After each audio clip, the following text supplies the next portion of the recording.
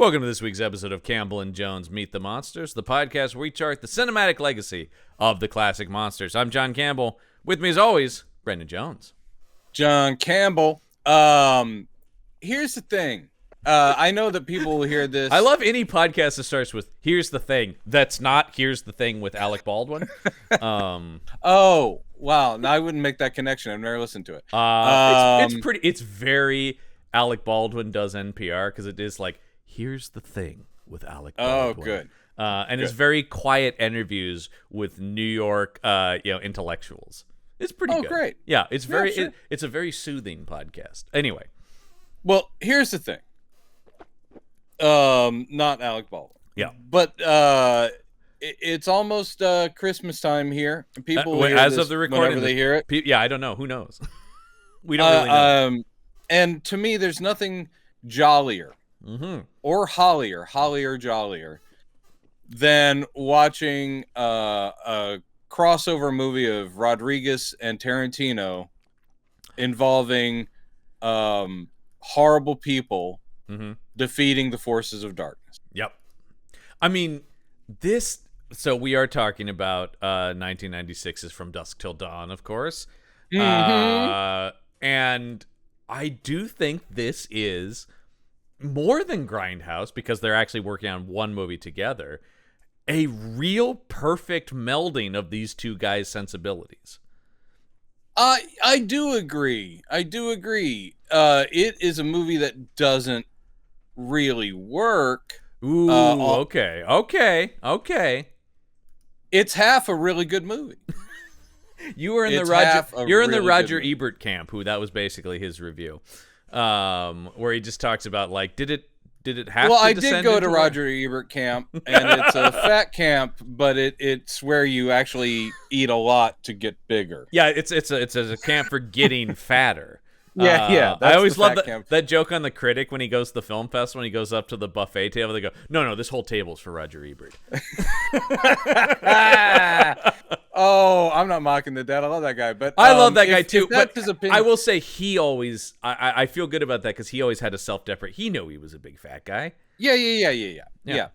And Gene knew he was bald. I mean, that's why it worked. Like, right, exactly. It's like, we know what the jokes are. Bring them on. Yeah. So it's I enjoyed watching it. I always enjoy watching this movie. I'm not anti this movie at all. Above all, this movie is very fun. This movie is just a wild time. It really is. It is a balls. This movie might be the definition of the term balls to the wall. Like, it is so the thing I love about it is so unapologetic about what it is. It is so very true. Aggressively a pulp B grindhouse movie. Yeah, and Roger Ebert's review is basically like, but you guys can make better than that. And it's almost like they're going, but we don't want to right now. Yeah, and actually, I would never be that guy. I'm not saying you can make better movies. Because he still gave it 3 stars. This movie better. In other words, this movie is what I want. I just think that the second half totally is not even. It doesn't stand up to what came before. Well, I mean, there's a distinct. I mean, this is. I was listening to a podcast a while back where they were talking about movies that change genres within the movie, and I'm going like, I don't know if this came up or not, but it wasn't greatly discussed. I'm going, this is the first thing I think of where this movie, as Ebert indicates in his review, it's not even a shit. It's not even like a fade into. It just stops being a crime movie and becomes a vampire movie. Yeah. Just right here to right here, and it's almost. I looked at the time. It's almost exactly halfway through. Yeah. It's slightly. There's slightly more crime movie than vampire movie, but not much. Well, I mean, we're gonna get into it, so we'll talk about that there. But I love this concept. I really do. I'm not jarred by a genre shift. No, I'm just jarred by the attention to and care taken in the first half is totally abandoned, and that when it becomes a vampire horror movie, that hard stop without any backstory, without us knowing who these people are in the titty twister. The vampires themselves just start becoming vamps and attacking people. You're going, well, yeah, and now it's a completely different movie. I would have preferred a little backstory, maybe a little characterization, especially if you're casting people as awesome as Salma Hayek and Danny Trejo and all these people. It's like, may I point you to then the From Dusk Till Dawn television series, because that is aggressively what that is. I might watch it at some point. I'm not saying like it's the amazing. Reviews being pretty weak on it, but it is this hour 40-minute movie turned into a 10-hour story. It is the event, and so it gets deep into what the deal with that Mayan temple is, what this snake vampire woman is all about. It gets hard into that kind of stuff. I mean, maybe that's what I want, but I wanted it here because you have such a great setup, such good actors. It really is good just, actors. I mean, this is. I mean, look, this cast. I am so happy we finally are able to talk about George Clooney, and I know it's because Clooney is one of these guys where, yes, of course, he's one of the most iconic, famous people, right? Yeah. But I always want to go, but you guys, he's a really fucking good actor. He's a really, really good. And I always talk about this with him. When he goes for it, he is one of the best in the business. Now, a lot of the time, he's electric when he goes for it. A lot of the time, he's willing to. He is. A lot of the time, and the least interesting movies to me are when he's movie star George Clooney. Yeah. And he's often, and I see that trailer for that thing he just had out with Julia Roberts. I'm going, exactly what I don't want to see him do. I don't want to see him flirt with Julia Roberts. That's not. Well, I mean, it's just sort of like, let's do the charm go round one more time. It is so that thing. But Michael Clayton is one of my favorite movies. I think he's amazing in that. I think he's amazing in Up in the Air. I think he's amazing in anything he does with the Coen brothers. I love that he's willing to be... I think he's amazing in everything he does. Yes, it's just he's that always he's good. wasted when he's just called upon to be the charming, handsome man. I think a movie that uses his charming, handsome man persona really well is Gravity, because it plays on... Anytime George Clooney's in the movie, you're like, I guess we'll be fine because George Clooney's here. Then George Clooney goes away, and you're like, oh, fuck, Clooney's not here anymore. Oh no. I mean, that was kind of my feeling. It was just like, well, Clooney's got this. Then you're like, oh, no, we're Clooney-less? Oh, shit. But I truly adrift. And I will say, this is his first major leading role in a feature film.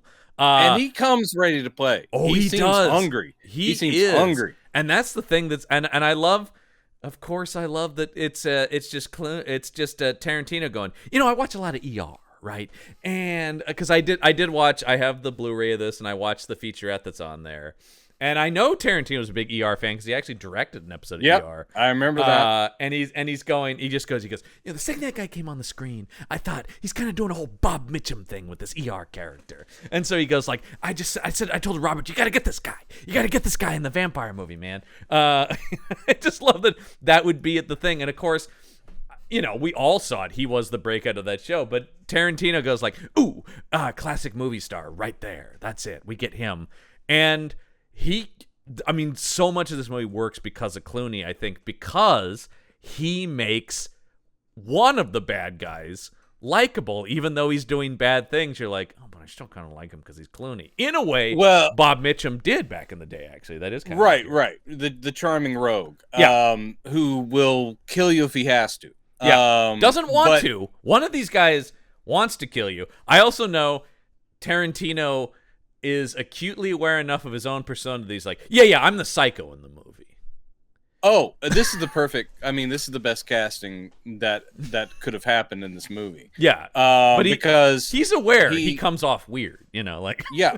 And he does a really good job with it. He's very unnerving. I've always thought people bag on Tarantino. I'm not saying the guy's a great actor, but I do think you give him the right part. I do, and I often think when he uses himself, in something he wrote. Yeah, well, yes, I do think he's at the best of that. Although he did a little arc on Alias that I enjoyed, where he similarly played like a psycho. And I don't think the guy's a natural actor, but I do think when he shows up in Pulp Fiction, he's very good. I think he's very good in one scene in Reservoir Dogs. I do think he's good. He's an interesting presence. I know when he did Broadway, people gave him a ton of shit. Do you remember that when he did? No, he did Wait Until Dark on Broadway, which I actually do think. And of course, he's like, I will play the creepy killer with the knife. Yeah, but I'm going like, that's not bad casting. I don't know. I didn't see it, obviously, so I don't know how well he can do just on stage in general. Apparently, poorly. You were saying that, you were saying the reviews were not good. But I'm just saying, like, that him in that part is not a bad idea. I mean, like, I could imagine him being good in that. Not part. a bad idea. I would have wanted to see it because Marissa Tomei was the Audrey Hepburn part, and that would have been pretty good. I think. I wish I could have seen that. I would have been very curious to see that production. But I think that's right up there with Bruce Willis doing Misery and stuff, where people are like, no. Broadway's tough, man. Broadway is sort of the one place where it's like, yeah, you can't just skate by in your charm here. We will eat you alive if you're not on your A game. And I think he saw that, where it was like, because he always talked about that he wanted to be an actor first. That was and I mean, I know that, like, if you're into movies, you see people on screen. As a kid, that was my main thing before I wanted to, like, write. So yeah, but I do think this is his best acting work. I think is agreed. And again, he's perfect for it. Now, before we get into that, we gotta talk poster. We gotta talk taglines. I feel like this is an iconic college film student poster. Yeah, it's actually, though, really bad. It is so indicative of a lot of movies, specifically from Dimension or Miramax of this time. Yeah. Every movie I watched in this era had a poster like this, I feel like. Whether that was like Things to Do in Denver When You're Dead or something like that. It's a template. Yeah, it is. You have the Gecko brothers, and you got Tarantino over on the right, and he's just literally Photoshop copy pasted in, sort of hovering over George Clooney's shoulder. George is in the foreground, as he should be. Oh, and he's looking badass. Oh, hell yeah, man. I mean, I was also excited for this movie because I loved him on ER and thought he was a badass on ER. Everybody did. He was a breakout. Even though I kept waiting for Juliana Margulies to make it into movies, because also loved her. She's wonderful. But so this is it's a severe foreshortening of he's pointing a gun right at us. The gun's smoking. I will say though, the where his hand and the gun are and where his face is. Yes. How is he holding it like that? That is exactly what I was about to say. It makes no sense. Is that he would have to be kind of like tilting his, like really bending his hand backwards. It doesn't work as a natural angle. No. And also, even if the gun is right there and his hand is so close to your face, you'd still see the rest of his body to some degree. So this is literally a disembodied head holding a gun right at us at an impossible angle. Yeah. There's no rest of George. Yeah. And then you've got like a sunset kind of thing. Yeah. And it's the titular Dusk. Yeah, the titty twister, except for they even cropped it to make it just look like a box. That's not the actual shape of it. Yeah. And then you've got some Photoshop bats flying over it. I mean, which is all that is in the movie, of course. We will get an army of bats. But I will say, other than the bats, I do like that this poster is pitching a crime movie. It's not pitching a horror movie necessarily. Well, yeah, that's true, though it's got the bloody border. Yeah, but that could be the bloody crime. You know, these guys are on a crime spree. And even the tagline here is, "One night is all that stands between them and freedom. But it's gonna be one hell of a night." Now, that could, once again, we know what that means. And the movie wasn't exactly burying its lead, but it did kind of want to go like, I mean, the movie, I think they properly advertised the movie as like, one half crime picture, one half vampire movie. I actually wish I remembered, but I don't really remember how it was marketed. The trailer. I mean, I remember seeing this everywhere, and I went to go see the movie, but I don't remember the trailer. I'm sure they showed Salma dancing because the trailer does have, of course. The trailer does have some monsters. I don't know if it has Salma monster, but I think it does have Danny Trejo vampire in it. But it is kind of like I think the trailer. I'm remembering this, of course. I didn't watch it again. I should have watched it again. But in my memory, the trailer was kind of like much like the movie. It's like crime movie. It sets it up, and then it's like they get to this bar and oh shit, vampires. And then it's I mean they definitely leaned on oh my god, I'm going to talk about Clooney with the jackhammer steak and stuff like that. I mean they definitely leaned into that that kind of stuff. You have such a hard on for that part of the movie, whereas I'm sitting there going like, yeah. Okay, yeah. Oh, come on! Keitel's got a makeshift cross shotgun, and Juliette Lewis with the pump action they're crossbow. Like also patting themselves on the back for like, you get it? It's a super soaker full of holy water. I'm like, yeah, man. But I've just seen so many movies do similar things and TV shows that other coming up with new machinery to kill vampires. I'm like, okay. I think if I'm more engaged at that point, it just seems like, and then. I don't know how Juliette Lewis is opening up. What the fuck is that thing? There's so many things at the end where I'm like, what? They find this is all stuff left over from the trucks. Yeah. Including a little coffin thing that opens up and has a crossbow in it. Who cares, man? See, this is the difference. I'm going, who cares? That rules. And it's pump action, man. I will say that actually, I was watching this and taking notes for my comic where I'm going like, oh, I need a crossbow thing. And I actually did find, and who knows when this is coming out, but if Midnight Sector is coming out, I will say, I did find, I was like, ooh, automatic or some kind of reloading crossbow. And what I found that really exists is a lever action one, which I'm totally going to use. So that will show up in the comic as somebody with the actual like Old West kind of lever action crossbow to fight vampires with. It's just even Grindhouse, even the kind of trash cinema that they're embracing and glorifying. And again, I got no problem with it. We've just spent 18 seasons talking about that kind of stuff. Also, once again, this movie, I'm sure, does a lot in its favor of this. These are really talented filmmakers, even if they're making schlock. Holy shit, is this a whole other world from Bad Moon, Right, yeah. But what I'm saying is, even those crappy movies, not all of them, but they'll often have some logic. This seems like they are embracing, and it's okay if they are, but they are embracing the nobody gives a shit, let's just do something cool. And I think most of those terrible monster movies that we've watched and over the decades, they'll try to come up with logic as to why this exists, why this happened. So I sit there going like, this is all for the who gives a shit. Yeah.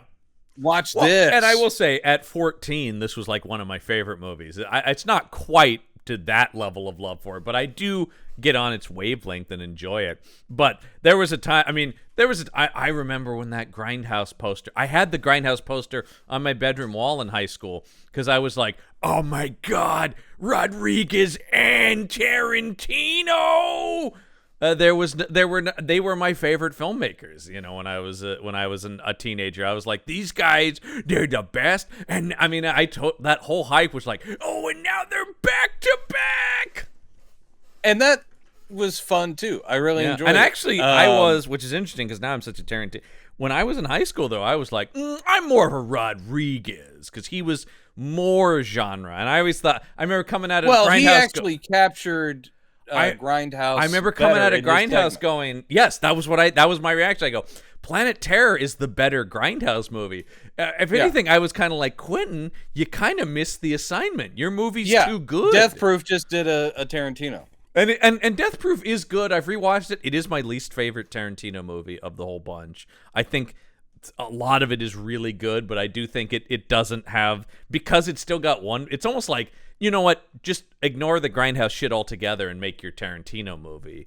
The fact that it's like a slightly less good Tarantino movie, whereas Planet Terror is a fucking blast. I've watched Planet Terror several times, and that was an early, well, not an early, but I mean that would be a precursor to the Action Shelf of Michael Listman and I being obsessed with that movie when we saw it in the theater in high school. And the thing we would always quote is when Freddie Rodriguez finally gets pistols and he twirls them, and Jeff Fahey just going, "Boy's got the devil in him." And Listman and I we were so cool and so single in high school, just going around every once in a while just going, "Boy's got the devil in him." And we also loved Sin City. I mean, I was, and that was the time, man. I mean, Desperado, Once Upon a Time in Mexico. I lived for Rodriguez movies. This movie, I will say his output has even just gotten smaller in recent years. It's not even that he's made bad stuff. He just doesn't seem to work as much as he used to.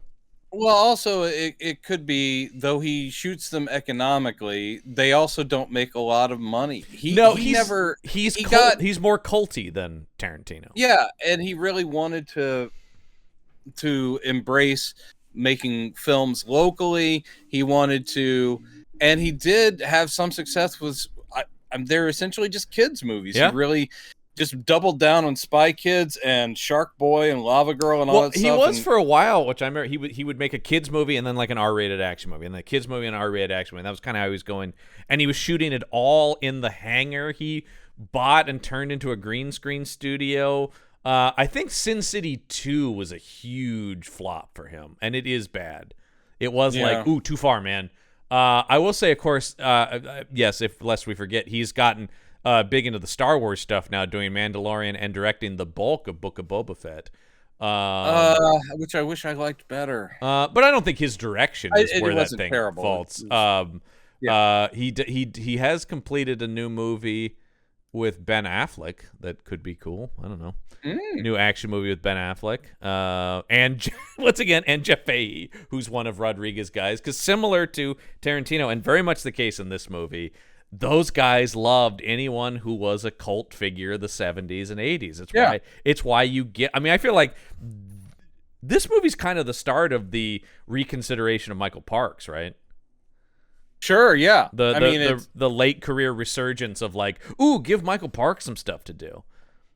And he's great. He is. He has one scene, but he's great. He is great, but then it's like this character gets resurrected in other movies. What?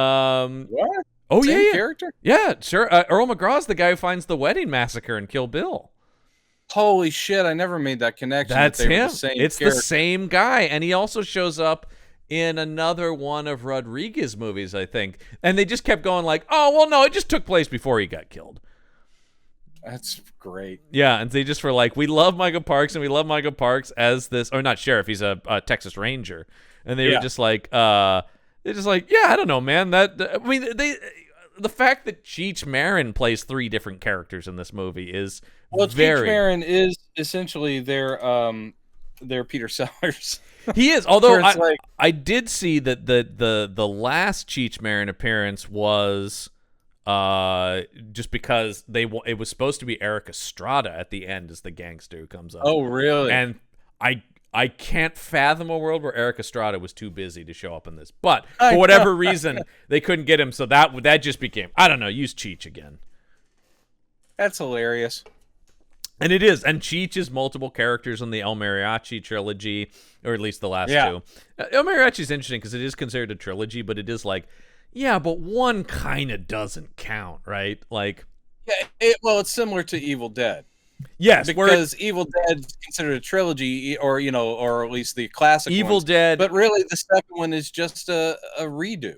It is. It's not directly a remake, but it's a sequel that is sort of like, okay, now like a real audience is going to see this. So we'll touch on a lot of the same things. Yeah, I don't, in the same way, I don't often go back to the Evil Dead. Although I did, I think last Halloween, I went and watched The Evil Dead again. And it's pretty fucking good for being a no-budget movie. Of course it is. But I mean, like, no, I'm going like, I've kind of not watched it as much as I love the other two, going like, well, that was sort of but I'm going like, pretty good. Now, El Mariachi, I think, is even a little bit shoddier.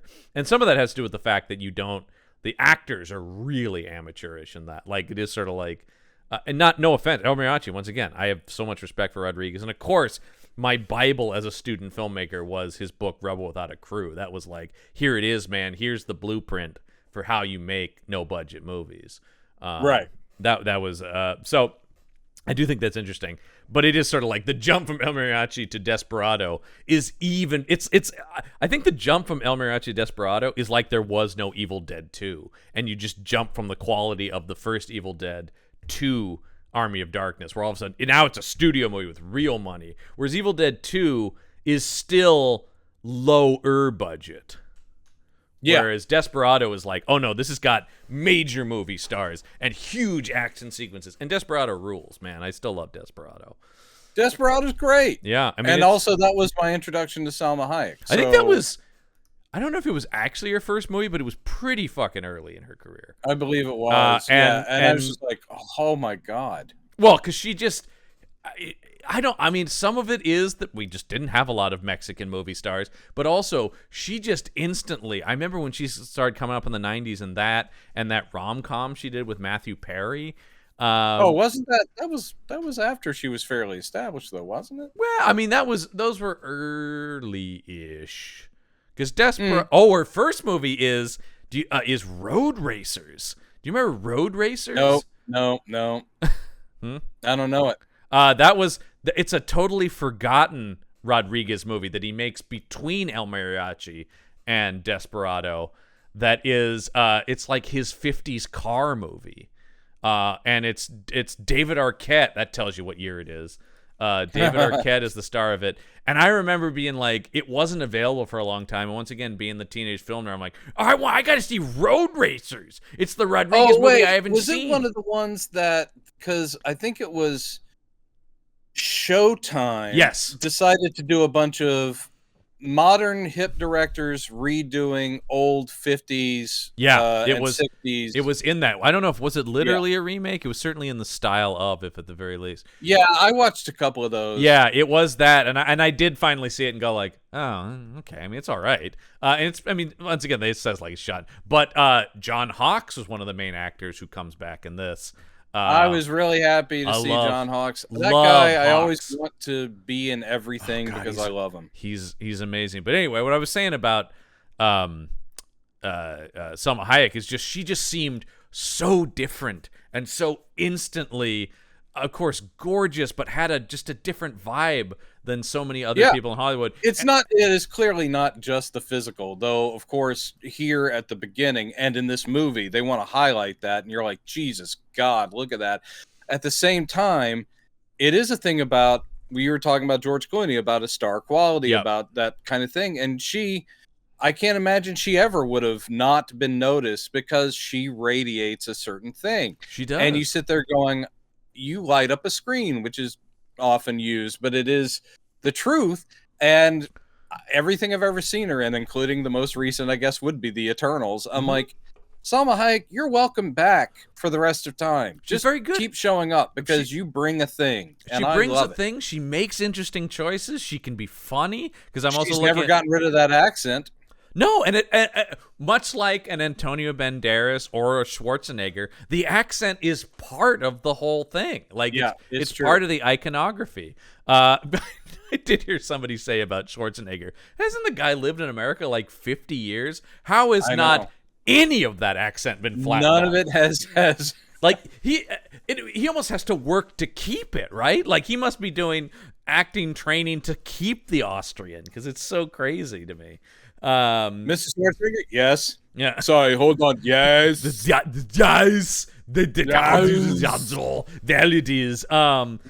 That's it. Yeah. So anyway, she's not really, I mean, she is perfect in this movie because she is exactly what the movie needs, but it is just the cardboard cut. Now, I will say, once again, this is the character who gets the most expanded into becoming like a huge main figure of the TV show and having a whole backstory. She gets this whole setup in this movie where it is, she gets announced and she is the feature performer at the Titty Twister, but the whole thing is, you're getting the impression she is the ringleader. She's this queen. And she gets like a line of dialogue, two lines of dialogue. Was it Sancanito Pandemonium? Yeah, Satanica Pandemonium. Yeah. And she dances and she basically is the first to vamp out because she sees the bloody hand. And that's kind of it for her character. You're like, what a drag, because I'd love to learn more about this vampire queen. Sure. In this movie. Yeah, I was gonna say, because you can tell you. I know. And that she's played by Isa Gonzalez on that show, who I also really like. I don't know her. She's in Baby Driver. She plays John Hamm's wife in Baby Driver, and she was in. She's kind of on the up and up. Isa Gonzalez. She's gonna be a big. She's in Bloodshot. Oh man, let's not keep talking about that movie. Yeah, I know. Jeez. Yeah. But yes, you do get a lot of the Rodriguez regulars in this. Cheech, Salma Hayek, Danny Trejo. You get Tito and Tarantula, the band. Because they were in Desperado as well. Including Robert Rodriguez himself in that band. Yep. Yeah, and I do like them. And so I was like, oh yeah, I forgot they were in here. This is great. Let me pitch you some. I haven't watched this in a long time. It had been a little while for me. I mean, like I said, but also it's a movie where I did still take notes because I need to keep track of things, but I probably could have not, because I watched this probably like 30 times in high school alone. This was a, once again, how the other podcast, The Action Shelf, exists is basically just everything teenage Michael Listman and I were watching was from the Action Shelf of the Video Star. I do have several alternate taglines for this movie that I can give you here. I don't know where this one was used, but I just want to. How far can too far go? Boy, that's so weak. Yeah, I don't even know. That's like the first thing that a studio marketing department threw out, and they went, nah. You know what's even weaker, though? We can do better than that, boys. Boys, we can do better than that. I've got an even weaker one. Oh, bring it. The showdown is on. That even? I don't know. How about this? From Quentin Tarantino. From Robert Rodriguez. From Dusk Till Dawn. Oh, well, that's better, but it tells you nothing, and why are you watching that? How about this? And this is interesting because it's a couple years old at this point. Vampires. No interviews. Jesus. Jesus. That wasn't even, I mean, that'd be one thing if it came out the same year, but it's like, that was a couple years ago, man. I don't know. Interviews. Yeah. Stupid.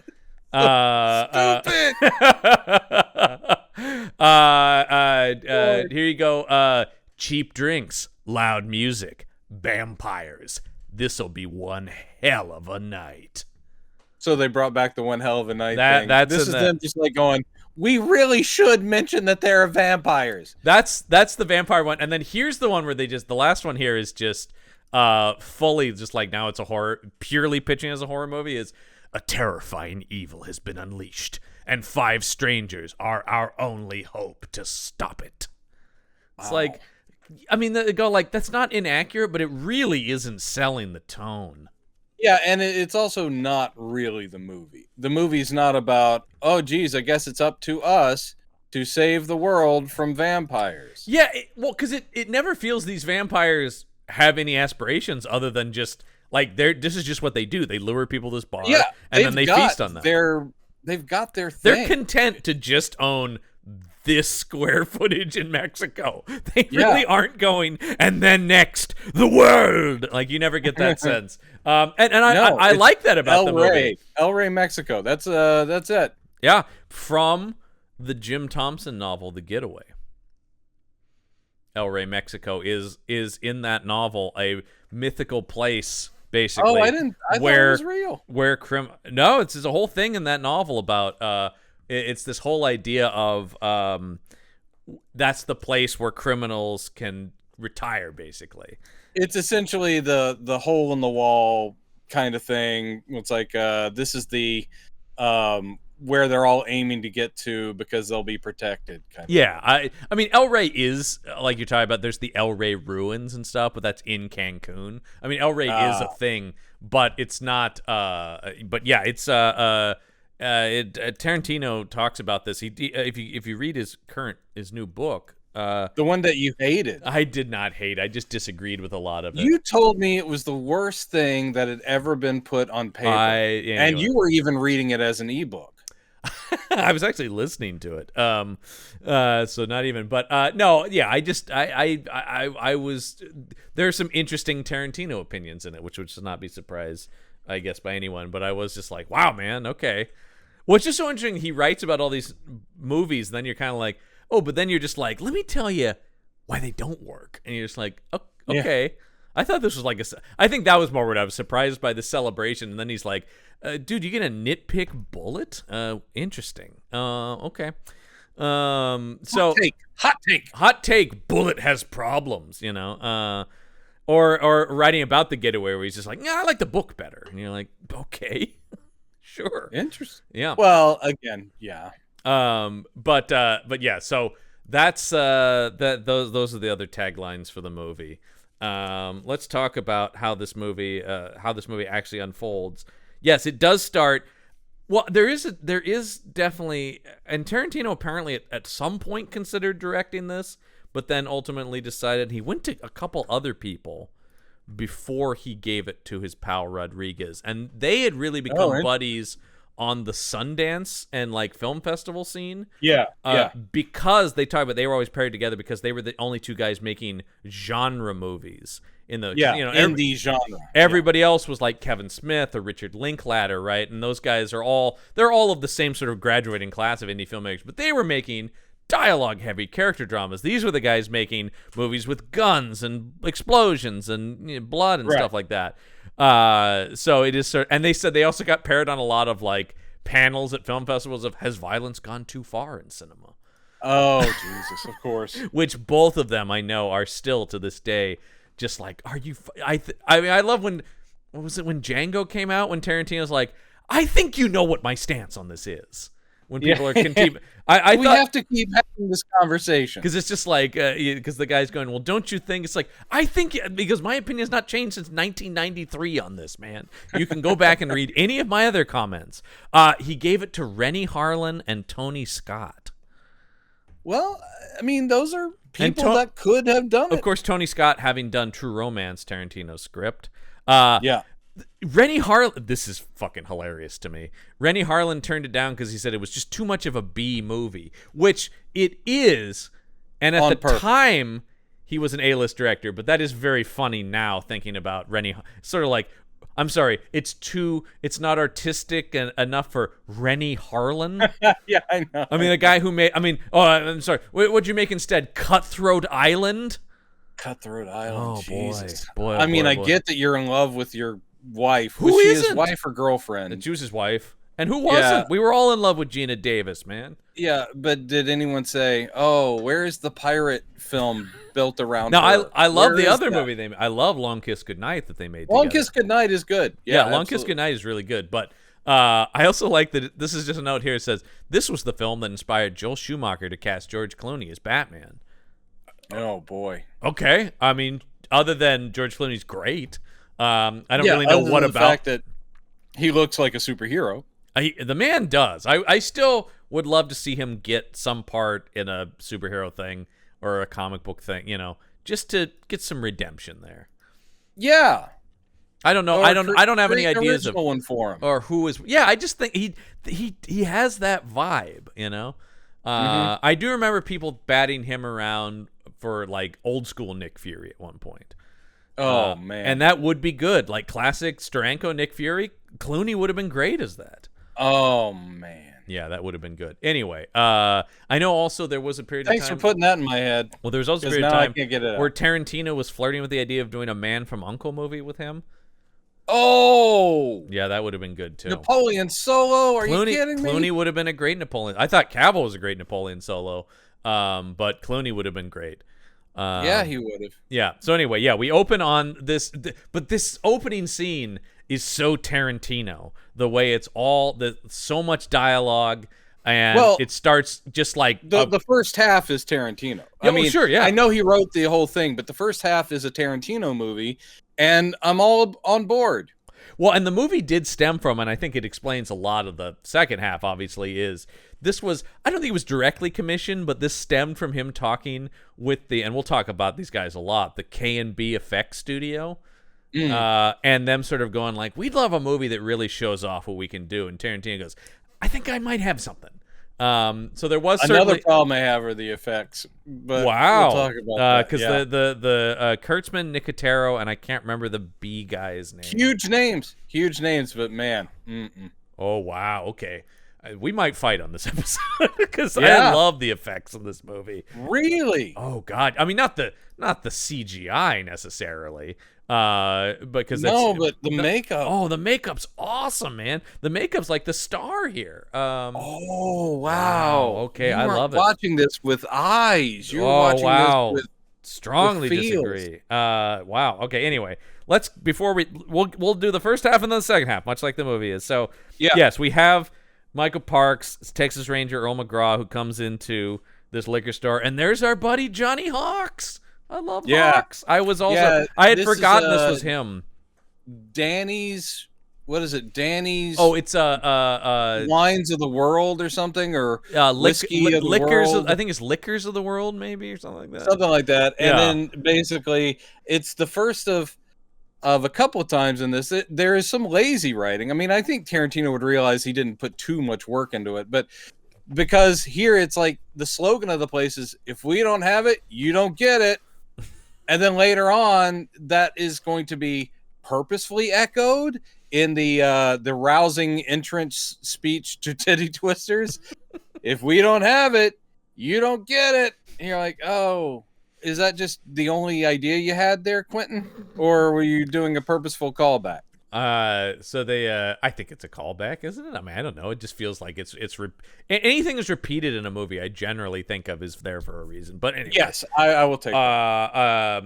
Yeah. So he comes in and they're chit chatting like normal, because that's as what he will say to the Gecko brothers here is, that guy always shoot the shit, and I do love the whole thing about like, hey man, you can eat that microwave shit, that stuff will kill you. Yeah, now give me a ton of booze because I'm gonna get loaded tonight. It is pretty good. He's just sitting there going like, God damn, you just eat that. He goes that microwave burritos, it's only good if you're like a stoner. It's like, because they don't care what goes in their body. He's like, that shit's gonna kill you, all those chemicals. Now give me all this. Yeah. Give me all that booze because I'm gonna get hammered. Is very funny. It's very fun. I mean, these are two good actors. I gotta drain the lizard. Actually, I mean, everybody in this movie is a good actor, but everybody's the great. cast is great. But yeah, just seeing Parks and Hawks, and you're just going like, oh man, you got an old pro and an up and coming, like one of my favorite character actors. So yep. And he goes to take a piss. Yeah, I do love "Gotta Drain the Lizard," which is that's like something my grandfather said. I gotta go drain the lizard. And then Seth Gecko with a hostage, who I guess is just from the store. He does ask. Or he does say, we're looking for these two fugitives. Yeah, right. He doesn't ask him if he's seen them necessarily as much as he just goes like, yeah, I'm out poking around for these guys. Who knows? No, he just goes, you heard about that thing? Yeah. He's like, yeah, it was all over the news where there was a bank robbery and a bunch of people were killed, including cops. And he's like, that means, and he goes, and they're probably headed for Mexico, which means they'll be coming through my neck of the woods. Yeah, he's not even perceiving that they're here. He just knows. Yeah, no, this is just him bullshitting with and that, the guy of course, becomes the whole thing with Tarantino here is because we have Seth and Richie Gecko, who are the aforementioned bank robbers, and Richie's constant insistence that he's signaling the fucking cop, man. Well, the thing that I respect it. It's a good way to go. They are bound because they are brothers. Yeah. And so there's obviously... Oh, Seth is obviously a way better criminal than Richie. Like an actual professional. Well, no, Richie is full on a psycho. Yeah. And you have this smart criminal who is devoted to saving his brother, wants to protect him. Yeah. But he is aware that his brother is unhinged. And he's like, now, are you sure that's what you saw? Yeah. I totally saw him say, they're here or whatever. It's like he mouthed, "Help me." He mouthed, "Help me," and the guy's like, "I didn't. I was acting." What I love is he goes, "Are you sure you know what the fuck you're talking about?" Then when that guy says, he goes, "Don't call my brother a fucking liar." It's that, and it is he's like going to defend his absolutely insane. Seth brother. Gecko would be a successful criminal if not for his allegiance to his brother. That is what Richie is dragging was him down. the one who broke him out of jail. It is true, but broke him out of jail in a murderous, spectacular fashion, as they will talk about later, which is maybe not. But I do think the reverse of Seth Gecko is one of my other favorite Clooney performances, which is Jack Foley, the bank robber in Out of Sight, which is a great crime movie. Oh yeah, and that's a guy who robs only based on his charm, doesn't even carry a gun. Like, he's just the guy who's just like, why don't you give me some money here, and that's the guy who's just pure solid pro, charmer. And this guy is a little bit more like, he probably could be that guy if not for having, and you get the sense, because they're really good together, Tarantino and Clooney in this. I would say in a movie that asks us to believe in vampires, the actual most unlikely thing it's asking us to believe is that they are related. Well, but maybe we don't know their exact lineage. Maybe half brothers. I don't know. But they do work well together, and it's mainly because they're both willing to go to the ends of their character. They are, but the thing they're both like, all right, I'm going to be the most despicable psycho because that is who Richie is, and I don't care how it makes me look. And Clooney, like I said, being hungry, he is literally just saying, "Thank God I'm out of ER, and I am this guy." Yeah. And he is likable because I'm Clooney, but he's a piece of shit criminal. He's a bad guy. I mean, that's the thing that he is a bad That guy. is one of the things I still like about this movie, and I've always liked about the Tarantino crime movies, is he doesn't sugarcoat the criminals. They are not necessarily, but they're altruistic. There's no sick daughter that he's robbing the banks for. These guys are professional crooks, and one of them is a slightly better person than the other, in that he's not a psychopathic killer. He's just a thief who will kill when push comes to shove. But that's sort of the thing, and you go like, oh, that's the moral barometer of dealing with there. It's why I love the Richard Stark Parker novels and stuff like that, right? Where you just go like, this is a world of criminals, and Parker is just the least bad of the bunch. Yeah, that has a certain sense of honor, but even that you can't push too far. Now, did you see who Tarantino initially offered the part of Seth Gecko to? No. John Travolta, having just done Pulp Fiction with him. And I love the idea that Travolta just went, I'm not going to be in a fucking vampire movie. And just, that was it. That was the end of the story. That's hilarious. Which is just sort of like, but what? Like, I don't know, man. Like, I mean, all the shit. What's another thing where it's like, all the shit Travolta is in Battlefield Earth or whatever, but you're just like, oh, I'm sorry. Battlefield Earth he had to do. I understand. That was his, the church made him. But I just think like, but plenty of other dumb genre stuff he's done, and I'm just going like, really though? It's just like, oh, I draw the line at vampire. Even though you've just worked with Quentin, he reinvigorated your career. I actually think saved your ass. I can see the movie. I could see Travolta in this part. I think Clooney is the more interesting choice because he is young and hungry. But on paper, I understand if you just read the script, your first instinct at this time might have been, oh yeah, John Travolta. Yeah, absolutely. But I do think that's interesting that he was just like, and of course, Rodriguez wanted Banderas. Oh yeah. Yeah, which makes sense, but just doesn't fit the part at all. Would have been. It's interesting, as charming and cool as Clooney is, I think Banderas would have been too suave. Absolutely too suave. And it would have been like, oh, now he's Zorro, right? Like, Desperado, and also, Zorro. That would have been even harder to believe that there was any relation between. You'd really have to. You'd have to put in something about them being raised in a foster home or something together, right? It's just which is funny because they have that extremely un-PC thing about, what, are you guys lovers? No, This is my son. How does that work? Yeah. Yeah, the whole thing, because obviously Harvey Keitel adopted his son. Well, this is also, as you mentioned, Harvey Keitel, one of the strangest things is first billed Harvey Keitel over Clooney. Only in 96, man, is Keitel getting billing over Clooney. He still carries that cachet in this world where it's Reservoir Dogs and stuff like that, where it's like Keitel at this time was kind of king of the indies, man. Yeah, he was. I mean, we talked about Abel Ferrara and like Bad Lieutenant and stuff like that too. I saw a lot of Keitel crime movies at this time.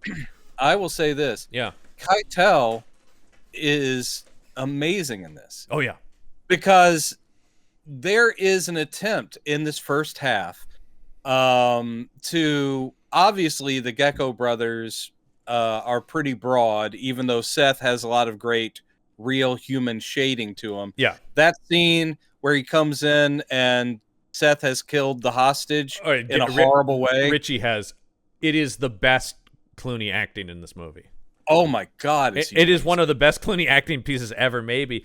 And I love the way Rodriguez just flashes the blood on the phone. Oh, I thought, I actually did think that is so effectively used. Mm-hmm. I don't know why I haven't seen that in other movies about just horrible subject matter. His horror at it, even a guy who is a hardened, violent criminal is horrified by what he's seen. And I just love his what is wrong with you? What is wrong with you? And the way he takes the personal responsibility of some sort and goes, is it because of me? Yeah. Is it, did I fail you? That's the thing is you get the sense that, and that's what I was saying about their performances and their connection. Seth has been making apologies to himself and to the world for Richie their whole lives. Exactly. Right? Like it's always just like, well, yeah, but Richie's kind of unhinged, but if he's with me, he's okay, or something like that. Like I can keep him in check, which is also entirely wrong. Well, as we're going back, keeps him in check. Going back to this beginning here, he's like, keep an eye on the thing, but leave her alone. Stay away from the girl. Once again, going back to the beginning here, when he just starts shooting he just shoots Michael Parks, and it's just like, man, it's just you get the sense where he could only hold out for so long. He was always going to kill everybody in this place. The two girls do survive, which is kind of nice that their two hostages get free. They're two in-store hostages do survive. Because John Hawkes decides it's go time. Holy and this is very so ridiculous, but it is what you want. And this is have a guy on fire jumping at them with guns. And this is the thing where it's like, yes, this is very Tarantino, the dialogue, but this action is very Rodriguez. The way when he's turning the safe to get the gun out and the camera's going shoo, shoo, on each number. Shoo, and he's pacing it back and forth, and then shoot the bottles above him, and then Seth throws the flaming toilet paper, flaming roll of toilet paper, and just lights him on fire. But then the idea that the one step beyond is the guy, while burning to death, would keep shooting at them. It's amazing, pretty great. And then I've always loved their argument as the place explodes behind them, and they're not even acknowledging, and they're just yelling at each other.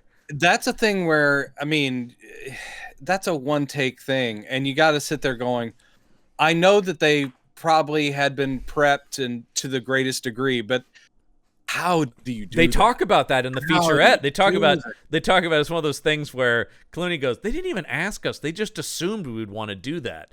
The walking away from it, he goes, it was scary. It was legit scary. And they also talk about don't flinch though. It is amazing. It is really good. They also talk about, he said the effects guy is near the building too, off frame, going, if this is gonna fail, just let me die too.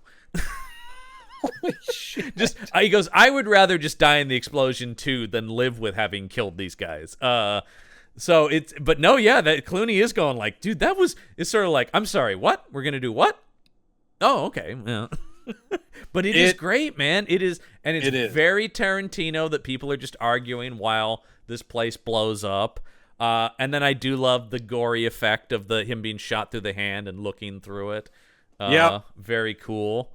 So basically the Geckos, they're trying to get to Mexico because they robbed the bank, and they're going to Mexico, and they've agreed to pay a local mobster there to hide them in El Rey for a cut of the money that they took out of the bank. They're just trying to get to Mexico. I love it's his standard 30%. That's the deal. You don't argue with him about that. That's what Carlos is the... He's like, can you talk him down? Are you not even going to try? He goes, this is just how it works, Richie. This is how it works. The thing I like is through these opening scenes, and particularly the liquor store scene, you get the sense this is similar to what happened in the bank. This is probably similar what has happened to all of their crime schemes, is something along this line, that Seth has a plan and Richie's going to fuck it up. And honestly, if Richie had survived to meet Carlos, he probably would have fucked that up too. Of course he would have. Because he just can't. Honestly, I mean, maybe not vampires, but the best thing that could happen to Seth Gecko is that his brother dies. And this is something I just discovered watching this that I never knew about. There is a CD-ROM game sequel to this movie. Holy shit. Yeah, it came up on the. There are 2 straight-to-video sequels that we will cover later this season. But yeah, there's a. They talk about it's very obscure, but somebody did make a sequel where you play as Seth Gecko being chased by vampires. Wow. Following the events of this movie. Yeah. It came out in 2001. CD-ROM game. So, are they using any video footage? No, or is it bad? No, it's bad. It's bad. It doesn't even look like Clooney. I'm looking at you can see. You can Google it and see the case, and it's very. The case has the same design of the poster for this, but bad computer generated imagery. Perfect. Yeah. So I just am like, wow, that is nuts, man, and it got no play because it must not have, because I would have heard about it, I'm sure, just being a big fan of this movie around when this came out. I have never seen the straight-to-video sequels because I always just wrote them off since they were straight-to-video sequels. Yeah, exactly. But that doesn't interest me at all. Well, one of them is the origin story, so we'll get there. One of them is set 100 years before the events of this movie, the third one. So maybe you'll get your answers. The answers I have longed for my entire life. By the time we swap out Clooney for Robert Patrick, who I love, but isn't Clooney. No. That shouldn't be carrying. I finally got the test results back. They are completely different. Different people. So they take refuge in this motel. A very Tarantino moment from Rodriguez is when they're arguing in the car and the camera pans back and just opens up the back to show the hostage and then closes it. That's very Quentin. A cutaway. Yeah. And that is very Tarantino because it's a cartoon thing. Yeah. And it's like, wow. And that's really, guys? That's a very Quentin thing that was sort of like, because Quentin's always had a thing where it's like, yeah, that looks cheesy, but I know it. Yeah.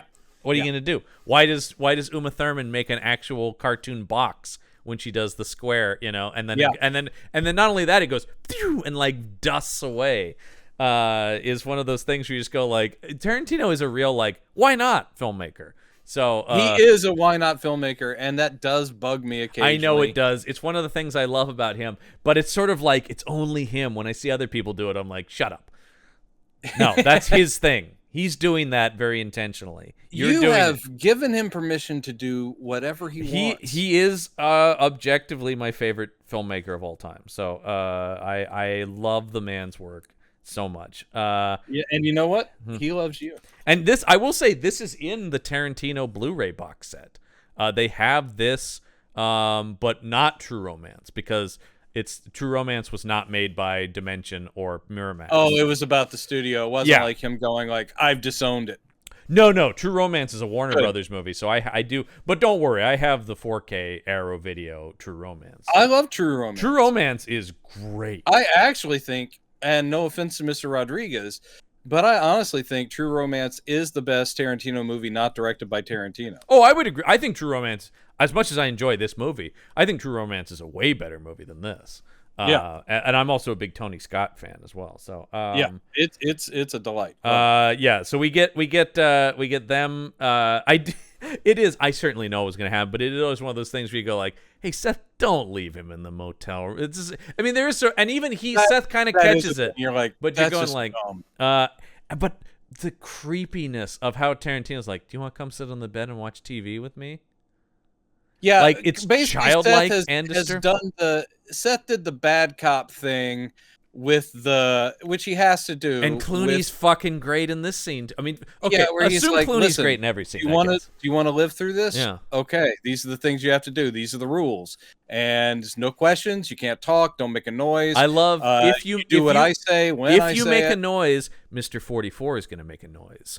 Yeah, and he's like going, and if you try to run, well, he has 6 friends who are faster than you. Great stuff. I mean, there's a lot of great, and it's very Tarantino-y. that kind of thing. Absolutely. Yeah. And it is kind of what I want. Well, he does that in Pulp Fiction too. I believe when he pulls out, he goes, "Well, Mr. 9mm gets a vote." In The Diner, I believe he also Samuel Jackson does that. So there are things like that where you're just going. It's like when I read it's Tarantino's tough guy dialogue, which he is taking from novels and taking from everything else. Well, and he's just heightened. Everything is heightened in his work. That's what I like about the Tarantino movies, and I also love the Michael Mann movies. Michael Mann is so like, he's the opposite, right? Where it's like, this is how a thief is, this is how they move, this is how they talk, this is what they would do. Tarantino's the guy going like, I have, much like myself, and this is why one of the reasons I love Tarantino stuff is like, I've ingested a lifetime of crime movies and pulp novels,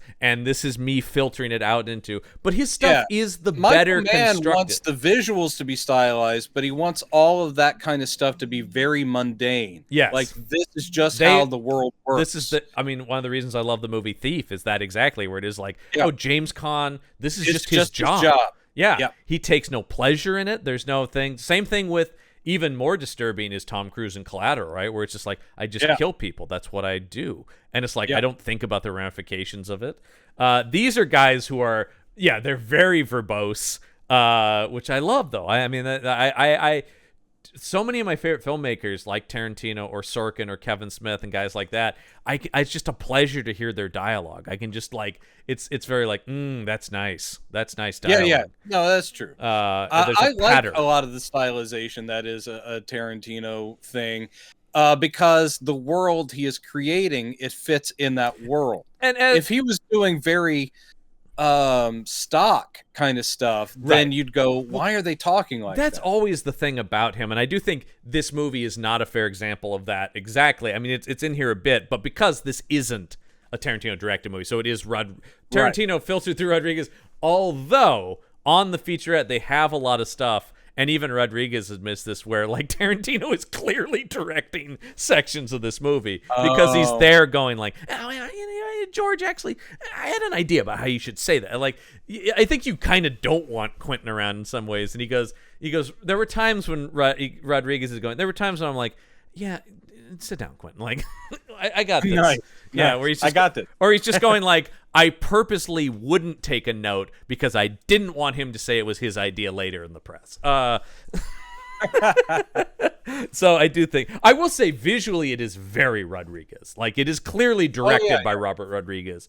But I do, one thing I was going to say is Tarantino is so inspired by pulp and B stuff, and this is so much of my discovery of when I went back and watched all these 70s movies he referenced, you're going like, well, a lot of these aren't good. It is like, oh, you are smarter, you are thinking more about it than the guys making Slaughter in the 70s or whatever. The stuff that he is influenced by is still not Tarantino-esque, meaning the stuff he's influenced by, he's capturing sounds, feels, but Tarantino is amping it all up. He has cartoonized all of it. Because even his, beloved Jim Thompson or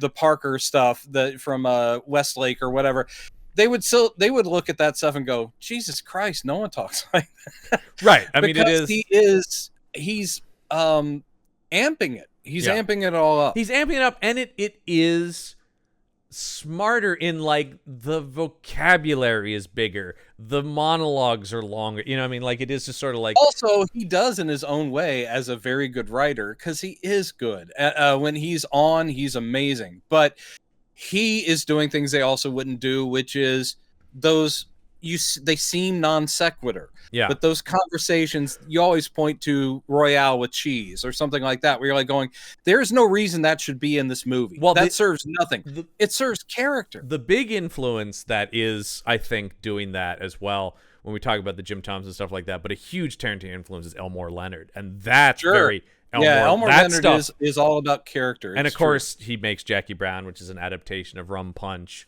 I'm telling you, Jackie Brown, one of my faves. Jackie Brown, I always talk about Jackie Brown fans are the Deep Space Nine Trekkies of Tarantino fans, right? Where it is like they're the ones who go, guys, no, watch it again. Jackie Brown is the masterpiece. Like where they just go like, Jackie I don't Brown. know. I love Jackie Brown. I don't think it's the masterpiece, but I do think it was kind of seen as a disappointment because it came after Pulp Fiction and it's a much different movie. I think it is. Well, I would have said, I think maybe it's tied now with Once Upon a Time in Hollywood for his most mature film. A movie that's really he's about strained on those uses of kind of ridiculous cartoony visuals that he does throw in. It is mature as in it's of a piece and it doesn't try to jar you. It just takes you through that whole story and you know, it's just a great again showcase for a couple of performers specifically who deserved it so hard. Forrester should have got the Oscar for it. That's one of my favorite performances in any of Tarantino's movies, and maybe just in movies. I mean, and both of them are amazing. Greer's in it too, but I just think the character of Max Cherry, his performance in it, amazing. Yeah. Anyway, back to this movie. That is the thing. This is good. It isn't as good, but also it. I think the thing I always come back to is, and maybe this is not, but it's like it isn't supposed to be. It isn't supposed to be bad, but this isn't striving for the same things that Jackie Brown is. Or Pulp Fiction. That's true, but he does. Part of my problem with the jarring shift is he's still in this part doing a Tarantino film, which allows for scenes of actual human stuff, even amongst the stylized dialogue. When the next Harvey Keitel is giving a very human performance. Our next scene is the introduction of Keitel and his family, and this whole background of a guy who lost his wife, and he was a pastor who lost his wife. And has lost faith and not. I love this whole thing about, I still believe in God. I just fucking hate him. Yeah, and it's so well drawn. The thing I am just blown away with, Harvey just Keitel, little moments, just like De Niro, yeah, gets called upon to be a certain guy a lot. It's like, this is what we expect of you. But every now and then they remind you, just like Pacino, will remind you, no, I'm an actor first and foremost. Mm-hmm. Do I become a whole other character? Yes. Am I a Southern preacher who's lost his faith suddenly and is a quiet, decent man, a very physically withdrawn guy, calm voiced? I'm like, when has Keitel done that? And you're like, oh, you're so good. And it's so radically different than the other ways Tarantino uses him, right? Because particularly Pulp Fiction, that is very much using, and it's a great character and a great performance. But that is using, that is Keitel, that is in the pocket for Keitel, right? Yeah, and it's also actually probably great because it being such a shift into a suave Keitel. I do love he's wearing the tux and stuff like that. Yeah. So great. Yeah, Mr. Wolf. He's so good. And then Reservoir Dogs is starting from the Keitel persona and sort of deconstructing it as the movie goes along and realizing it's this weird platonic love story between him and Tim Roth. Which is great. Oh my god! I mean, I burned into my memory forever when people mention Harvey Keitel is "You're gonna be okay" from that. Absolutely, man. Because that's another movie. Once again, it was just these movies on repeat for high school. Me was Reservoir Dogs and From Dusk Till Dawn, and throw the Boondock Saints in there, which wasn't them but was ripping them off, and every 15-year-old cinephile at some point thinks it's the best thing ever, and every college guy for years had that poster on his wall. I definitely had that poster on my wall. Of course I did. And the other one is I don't know, is this just us? I think there's a whole thing, but Lisman and I were also gangbusters about Equilibrium with Christian Bale and going, dude, that's just, it's better. Equilibrium is better fun. than The Matrix. We were the guys going, it's better than The Matrix. Oh, you. Yeah. No, and we were going, and I remember when we were reading dystopian sci-fi in high school, Lisman and I were going, yeah, you know what's better than Aldous Huxley? Fucking Equilibrium, man. And I still stand by it is, I would much prefer it to Brave New World because a lot more people get shot in it, but it's a lot more fun. Man, it's Huxley with guns. Well, that was it exactly. We would read like Fahrenheit 451 or all those, and we would just go like, man, how come Christian Bale doesn't cut anyone's face off in this? You know, Lisman and I were like, at the end of Brave New World, what if you got like a fucking battle axe and you just start chopping society? You know, once again, we were 16-year-old nerds, but I do think that was sort of the thing where we were very much into anyone dual wielding pistols. Of course, we were into the John Woo stuff and all this stuff that is in this soup that's in this time, right? Like it's all just kind of happening. Early Zack Snyder. Yeah. Do you mind if I take a werewolf break? Yeah, I don't like to think about the connection from soup to that, but sure. I'll be right back. So you're back from your werewolf break. You made your soup. I am. I don't like that now, but I want to say you were making soup. I was merely getting an energy drink because that one's good. I like the watermelon wave of that company. It is tasty. Yeah, I'm just flagging a bit. Insomnia, man. It's insomnia. But with the energy of From Dusk Till Dawn, man. I mean, this movie is no one will ever accuse a movie of not having energy. No, very true. Listen, you love it so much, I think, because of the age you were when you saw it. Sure. I've always enjoyed it. I enjoyed watching it last night because it's been years. It's so visceral too. Like it's so it's a lot of stuff is upon retrospect or whatever, or sort of moments where you're going like, oh yeah, well yeah, it's not, but it is in the moment. I'm going like, fuck yeah, fuck up them vampires, man. That's kind of it. But I enjoy it still. It's just I want it to be better because I think that's the difference between not more respectable. Yeah, just better. I'm not asking for it to not be a schlocky movie. It's not the Roger Ebert thing where he literally at the end of the review I said is going, come on boys, I know you're come good. On boys. He is just going like, I know you guys are smarter than this. I know you're better filmmakers than this. It's like, yeah, but the thing about this is this doesn't seem like you can say that, Ebert, but this doesn't seem like two guys dogging it or just trying to make money. This does seem like these guys were having so much fun. Now, maybe they were having too much fun to the point of forgetting to make a movie that really works. But the glee of these guys making this film is very evident.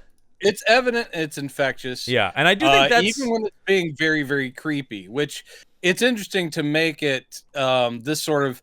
They want you to kind of cheer or be behind when the unlikely team up of the kidnapped family and the awful robber killers against the undead, and you're like, okay.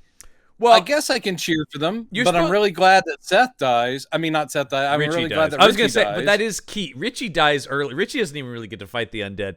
Seth is, and once again, being a fan of crime stuff, like to me, I'm going like, okay, Seth is the nominal hero of the action scenario, even though he's objectively a bad person.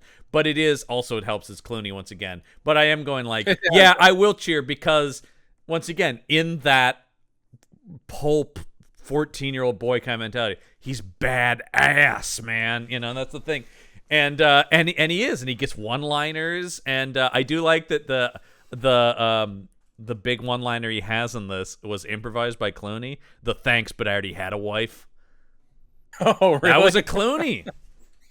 That's pretty good one. Pretty good. When she talks about you're going to be my slave. It's like you'll do everything I say. You will obey it. You will be my slave. What do you think about that? And he's like, no thanks. I already had a wife. Bang! And he shoots the thing dead. It's cool. I like Rodriguez said he was going to cut it. Then he saw that it was in the trailer. He goes, oh, I better put it in the movie then. But I'm going like, you were going to cut that? Bad instincts, Rodriguez. That line rules. So the whole thing is, we do get the news. I just want to mention the weird Kelly Preston cameo here in the news report. It is odd. Oh, well, and when I saw her name in the credits, I was like, is she in this? It just stemmed from him having just made Pulp Fiction with Travolta and, her being at all the press and Cannes and stuff from that. So I think they had gotten to know each other, and he was just like, hey, you want to do a little thing in this? John won't be in my vampire movie. Will you? And she's fine, and she's very like fine. How she the whole makeup directed. And hair and look of her too feels very local news. And the other one of my favorite things is the file photo of John Hawkes. It's great. The big holding up this big fish, and he's got like a beer in one hand and big old cigarette dangling out of his mouth. Isn't it something like, I don't know if it literally is, but it is something like beloved liquor store It's something like he was a town favorite, or local celebrity. It's something to that extent. I can't remember what exactly it is, but it is like, oh man, we really lost somebody people liked. And then also the kill count is a very small little like jab at the way there's that's one remaining element from his draft of Natural Born Killers, right? Like, oh really? Yeah, where it is sort of like the idea of the way that it's sort of like murder has become entertainment. Because have you ever read Tarantino's Natural Born Killers draft? No. It's very, very, very Tarantino, and I have mixed feelings about that movie. That's also very, it's very Death Race, 2000, the original. Yeah. Where it's like, oh, great. So he just killed these people. Now his score is up. That's kind of the thing. And Tarantino's, it's much more Tarantino. Stone made it what it is. And I like a lot of things in that movie, but I can't say I really enjoy that movie, Natural Born Killers. No. I like Tarantino's script better, but like Tarantino's script opens with a whole monologue from Woody Harrelson about pie and stuff like that, right? You know, it's sort of like it is. I think it would have been more fun and satirical with Tarantino. And I know he's always like, yeah, he fucking ruined that. Like, that's the one where he's always like, Stone fucking ruined it. But the experience of that got him to be really good friends with Juliette Lewis, and that's why she's in this movie. Is I guess Tarantino and Juliette Lewis really hit it off during the Natural Born Killers experience. Wait, forgive my ignorance. This didn't come out before Natural Born Killers? No, this was after that. Oh. Yeah. Man, that's interesting, because I thought this was closer to her in Cape Fear. Well, she's used more similarly. She looks so much younger here than she does. This is 96. Natural Born Killers is 94. Oh, wow. Yeah. But I've always really liked Juliette Lewis. Always a very interesting. This is a nice reminder of, but she did this kind of thing in so many deals. I'm like, how long was she supposed to be the young innocent ingenue pulled into a hyper violent situation? Yeah, I'm like, Jesus Christ, this is kind of her thing. So but she is really good. She's really good. She's 23 at this point, so I do think this is kind of the last one, right? Like, yeah, we're asking people to think that you're 16. And she actually did transition to other stuff pretty easily, which is interesting, because that kind of career could have been the end of it for her, right? But she did go into the darker stuff, which I think, because you've got like California. I remember seeing that in the theater. Oh, I always bring up, and I feel like I'm so alone in my love of Strange Days. But I really like Strange Days a lot. And then another one I love that she's in, The Way of the Gun, which I think is really underappreciated. Way of the Gun. That's McQuarrie, right? Yeah, I don't know if it's ever come up in here, but my just undying love of McQuarrie. McQuarrie's like one of my biggest heroes. So, oh boy, you can edit this out because it's so inside baseball. But I rarely go on Facebook, and I went on Facebook yesterday, and my friend Mark Bristol. Yeah. So what Mission Impossible are they on now? They've finished 7 and they're starting work on 8. Okay, so I didn't know if this was old photos or current, but he posted, he goes, scratches off my bucket list. He goes, always want to do helicopter stuff. And so it's a bunch of photos of him and Christopher McQuarrie in a helicopter as they're getting ready for Mission Impossible 8. Yeah. So I guess McQuarrie being a Texan, and that's where Mark knows him from. That's why I think Mark has gotten all these storyboarding jobs for Mission Impossible. So it's like they're buddies, and it's awesome, them hang out, and they're in a helicopter, then they're like arms around each other, and I'm just like, good for you, Mark. Do you ever mention my script to your buddy Christopher McQuarrie? I'm such a massive McQuarrie fan, because you also want to talk about another movie in this whole thing. Usual Suspects, obviously, was one I watched a lot, and this time I loved that. Usual Suspects, I mean, it deserves still to this day, even after it's been spoiled. Yeah. Because talk about a movie that gets instantly spoiled now. but it still holds up. It really holds up, and I think Way of the Gun is really good, and people just didn't see it, but I do really like that movie. But I agree, it's underrated. I liked it. Yeah. And it put him in director jail until Tom Cruise got him out, which was totally unfair. But he's Cruise's guy now. So yeah, you get Juliette Lewis is great, and then whoever the kid playing the son is also really, really good. Very good. Did you look him up on IMDb? Did he have a career? I don't think he did. I think he's in a few movies in this. Ernest Liu is his name. Yeah, he's in like a couple like things. A local Texan guy that probably gets work there. That might be the case. There's very little about him, period, on IMDb. But he did this and then some like guest appearances on TV shows in the 90s, and then kind of just stopped acting in the 2000s. I don't know. Well, I mean, I think he does do a very good job. He's very good here. He has a couple of really great scenes. Yeah. And this family with a Keitel. I mean, he's acting against these people, and he's good. This trio of this family are all really good, and once again, you talk about how real they feel without like a ton of screen time.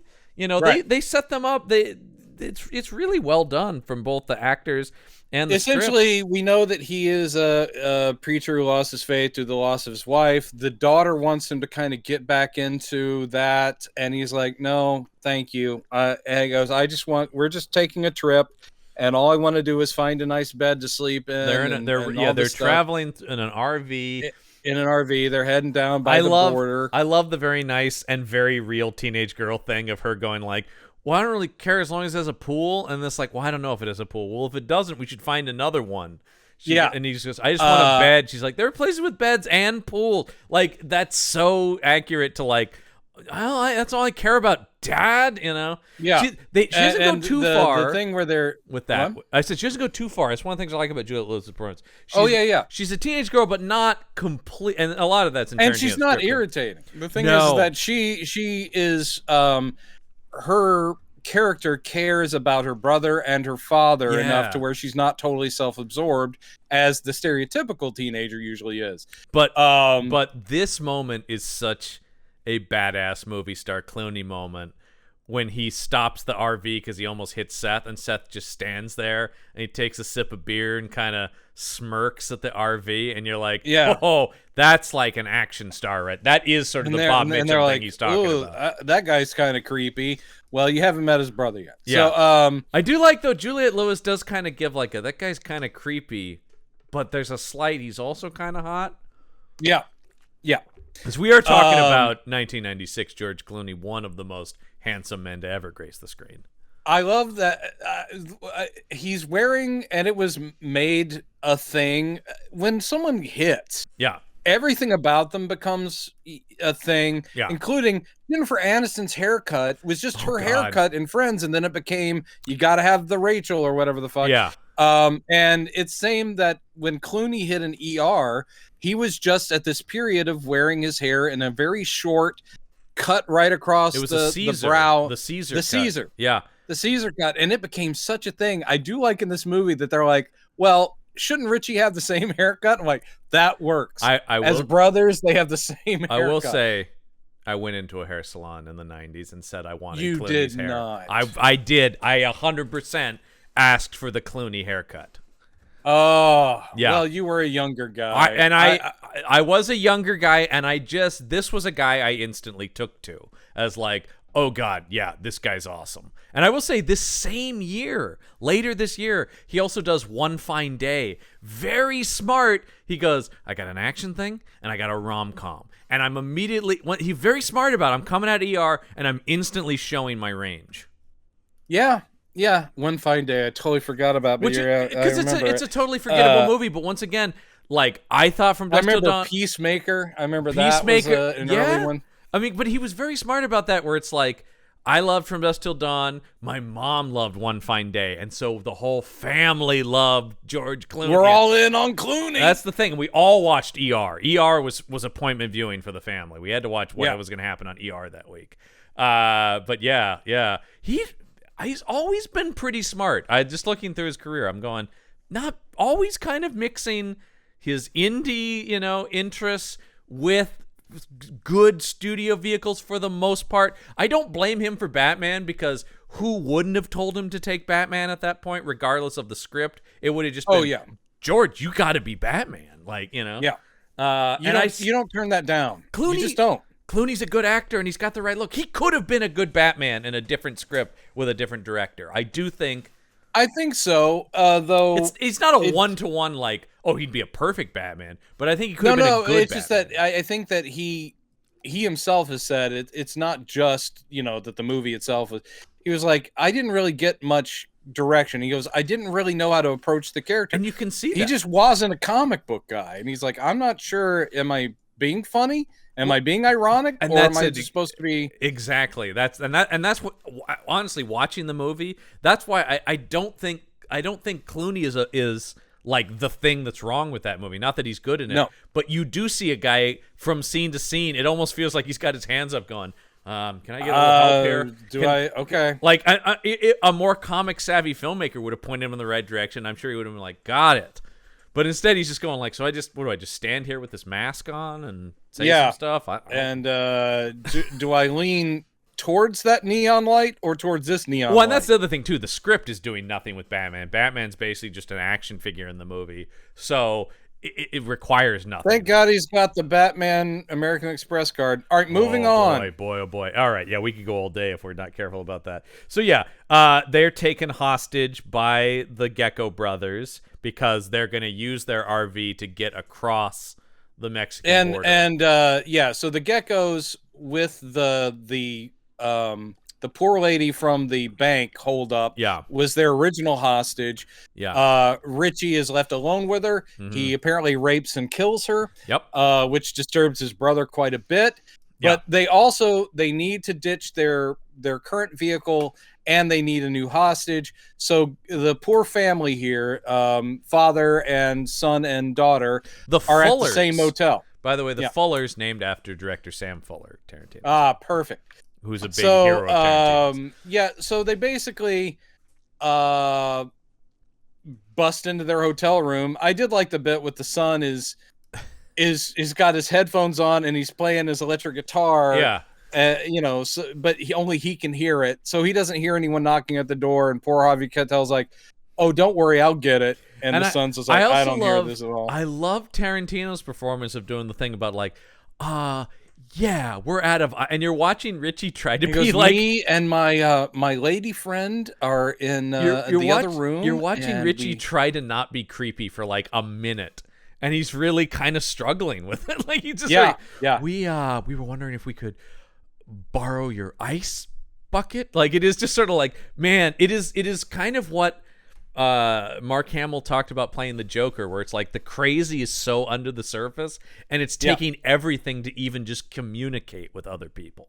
And so it creates that kind of just like, it's gonna come out any minute now, but let me just get through this sentence. And it's done very well. And but what's funny about that scene is, why did he even bother? Because within 2 seconds, his brother just knocks, it just barges in with the gun. I don't know if it's him sort of, the way I take it is him kind of seeing who's in there. I mean, they don't entirely know. Yeah. Let me just get a lay of the room and sort of like check it out and then come in.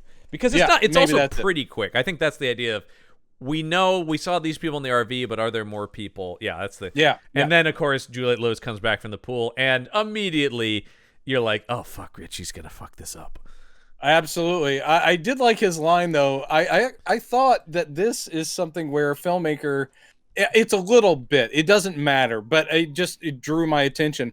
The way it's shot, she comes in the room and you're just seeing her from here up. Now, she did mention going to the pool or whatever, but we didn't see her there. So we don't even know how she's dressed, which meant the line that he has, that Tarantino has, unless you understand that she's in a bikini, doesn't make any sense. Right. Which is just like, Rodriguez kind of dropped the ball by not having that clear enough. But she walks in and she goes, what's going on? And he goes, we were just having a bikini contest and you won. Yeah. And you're the winner. And then that makes no sense until like 2 minutes later when she walks out of that grouping, and you're like, oh, because she's in a bikini. I do also like when George Clooney calls her Gidget. Yeah, Gidget is like, you've got 3 minutes to go in there and put on some clothes. That's a Tarantino line. The Gidget reference, you know. Oh, Gidget, of course. Yeah. It's like, yeah, right, yeah. Oh yeah, you remember that show? I used to love that. It was great. Sally Field, she was great. Well, that's always the thing with Tarantino that amazes me is not only that he's seen all this stuff, but his recall of like he could tell you about episodes of Gidget. I've seen him go like, yeah, there's this great episode of Bonanza.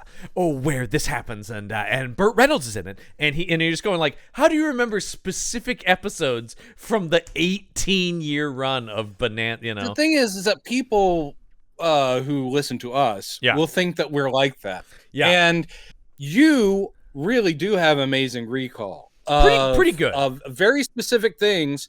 And I have a great general recall that can find its way there. Mm-hmm. Like I remember enough where it's like, oh, now, because it's like, oh, we can talk about Balance of Terror, a specific Star Trek episode. My favorite episode of Star Trek, by the way, which is great. But I mean, it's sort of like, okay, right, I do know that one by name. And it's like, do I love X-Files? Absolutely. Did I watch every episode? Yes. But you're going to have to tell me what season. You're going to have to tell me who the creature was. If you just give me a title, I don't know what you're talking about. I do think it is specific because I have noticed Tarantino does not talk about stuff made in the last 20 years that much. Right. And even I'm starting to find that the older I get, that it is, when you talk about Star Trek or X-Files, I can tell you every episode of those shows. But I will say it's getting harder for me to do that with new. It's like the sponge has absorbed so much, and it's like, yeah, we can kind of remember some of this stuff. But it is sort of like the stuff the stuff you see as a kid. X-Files was like one of the first shows that was like my show. No one else in the family liked it. It was just me. And I just absorbed every aspect of it, Right. And I know everything about it. And the same thing about like the first 10 seasons of The Simpsons, where I was like, this is my thing. And so I can recall it. But yeah, so I do think that's the case too. I do think there is sort of a thing about Tarantino is talking about TV he saw as a kid and recalls. He can tell you about Tarantino loves 66 Batman. I'm sure he would tell you that Adam West is the best Batman. I have no doubt in my mind he would say that. When I wrote this, Gary, I was kind of thinking this is kind of my take on shame.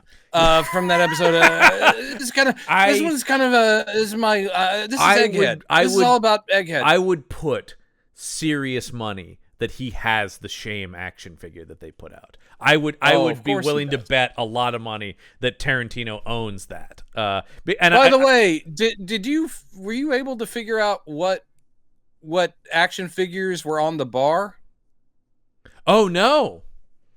In this movie, because during the fight scene, Juliette Lewis gets behind the bar. She's doing some stuff. Yes. And things get knocked over, but you'd see that clearly there are action figures on the bar, and I was trying really hard to tell what they were. And like Tarantino, I know is a comic book guy, but Robert Rodriguez is a comic book guy. That's the thing too with it, like in that sense. So I wouldn't be surprised if there's something back there like that. Because I do think that I know Tarantino, but Tarantino always talks about how he likes the non-superhero comics or the non. He was talking about my this is Weird War Tales. It'd be something like that. It is things like that, or he talks about like the Marvel book I loved as a kid was Luke Cage because it was like a blaxploitation crime movie. He had superpowers, but it was really about like fighting guys in Harlem. He was that guy, right? And whereas Rodriguez is like. I have a Ninja Turtles compendium that Rodriguez wrote the forward to and stuff like that. I mean, the guy literally did multiple movies with Shark Boy and Lava Girl, and he's just like he's serious about those original characters. Do you know there's a Netflix show he has set in that superhero universe right now? Yep. Yeah, he's still doing Shark Boy and Lava Girl and his own extended superhero universe. Yep. So I mean, God bless him. Actually, the guy is. Bless him. Oh, I know that's the thing. I never was into that. I saw the first Spy Kids and was like, oh, cute, whatever, and then moved on. But I do respect his commitment to like, no, I want to make genre stuff for kids. And if I will say, if I had kids, I would totally put that on for them. Yeah, 100%. Like Robert Rodriguez, kids superhero stuff, great. And I have no problem with that. And I'm going, your dad loves movies I can't show you. Mom said you can't watch Desperado. All right. Sorry, not yet. Yeah. You're a little young for Sin City. But you will thank me when you finally get there. Yeah. I always talked about, though, my kids would be like, superheroes suck. I like football. And I'd be like, God damn it. Oh, boy. That's what will happen to me if I ever have kids. It's going to be like, you are not my son. That's when you suddenly break out your Laurence Olivier and jazz singer. I have no son. He said Batman isn't cool. Yeah. Okay, so we get a nice Tarantino. Always one of his great gifts of filmmaker is the building of tension. This scene with Cheech Marin as the border officer, where they're doing this stuff, and he's talking about, it's just me and my son. Wait, we can't continue without. We have to include this because it actually does become a plot point. It's uncomfortable. It's meant to be. Yeah. But the scene in the hotel room where Richie sees Juliette Lewis's character, we get a few instances in this movie of Richie vision. Yeah. Because he's so psychotic that he hallucinates people saying things to him. Legitimately hallucinates. He really thinks she said this to him. Yes. And it's gross, but Juliette Lewis got paid to look directly down the lens of the camera and say, Richie, could you do me a favor and eat my P word for me?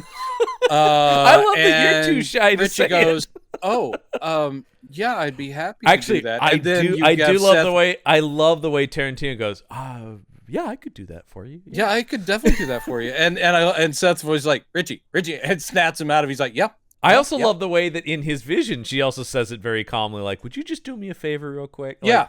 It is effectively done because it also, having seen a lot of Juliette Lewis performances, far from the weirdest things she's had to say or do. Oh, no, of course. Yeah, it is. And also there is, and I have to imagine, I certainly would feel this way as a filmmaker. The fact that she is 23 would make at least making this easier. Sure. You know it's supposed to be creepy in the film. She's not an actual 17-year-old girl saying this. I mean, like, even asking an adult to say stuff like that, I would still be a little weird, but I couldn't ever. I don't think you would actually really cast an actual 16-year-old in this part. You wouldn't, if that was dialogue they were going to say. Yeah, it is. Though I will say, in a world where, like shows like Euphoria are, a thing. Hey, man, like, that's one of But they're all played by 23-year-olds. But that is one of the first shows where I'm like, little too much for me, that Euphoria. Little too much. And I mean that not just in the content, but in the whole. That's one of the first shows where I'm going like, this is made for a different generation than me. Just the whole aesthetic of it. I'm an old man. Yeah. In my day, you'd never see such a thing. Well, I was just talking about watching Criminal. I'm going like, I'll go back to watching my mysteries. Yes. Get him, Mandy Patinkin. Yeah, it's like, I'll stick with the Joe Mantegna's my guy. I love Joe Mantegna in Criminal Minds. Well, he should be your guy. He's great. He's great, man. Now they're going across the border. You get Cheech Marin here. By the way, this is a little note that's in his name tag is the border guard says Oscar Marin, which was his father's name, who was a cop. Oh, really? I didn't know his dad was a cop. Yeah, that's great. So that's because I think the thing always with the Cheech and Chong is Chong lived that life a little bit more than Cheech did. No, Cheech was always kind of actually, and you see that in like, Cheech is a good actor. Chong was always Chong. I think it was a WTF. It was a really good one. I think it was Mark Maron with Cheech and Chong. Yeah. And just getting into their backstory it's fascinating. It's really like they came up with the characters in between strip acts. They were just performing between strippers.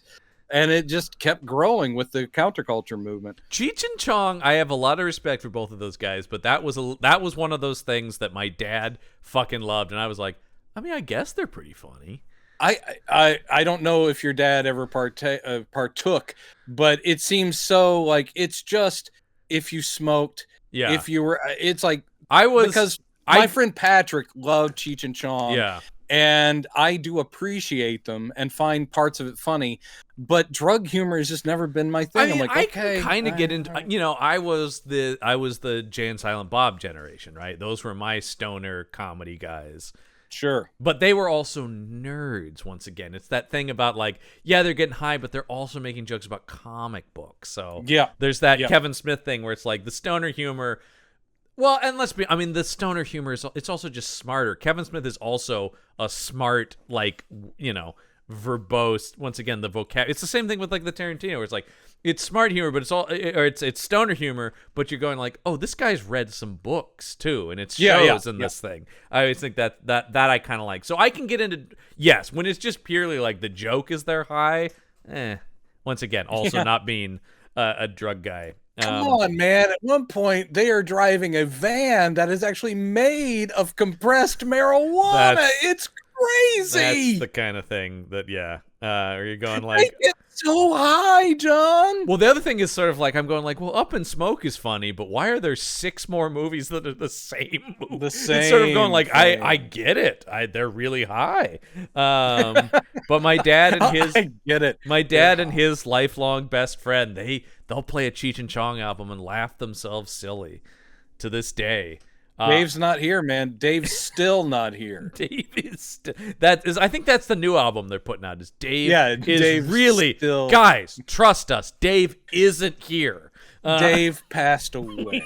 Dave is actually extremely dead. The sad final Cheech and Chong album. Dave has passed away, and his funeral's on Tuesday. Dave died, man. No, this is Dave. No, Dave's dead, man. I'm telling you, man. I gave his eulogy, man. We should write for Cheech and Chong, is what we're saying. Yeah, call us up. 2 guys who don't do any drugs should write Cheech and Chong humor, is what we're saying. I don't know about that, man. I did do some edibles. But they were yes, just for muscle relaxing. Yes, I have also smoked a vape pen for anxiety, so I don't know about that. I don't know if Lexapro counts, but I am flying. Yeah, man. Yeah, I've taken some sleeping medication to deal with insomnia. Oh, it fucks me up, man. Dude, I've doubled down on melatonin. Anyway, so let's get to the titty twister here, because we get through that scene. I do love Clooney knocking Tarantino out and then being like, I don't know, man, you just like passed out and hit your head.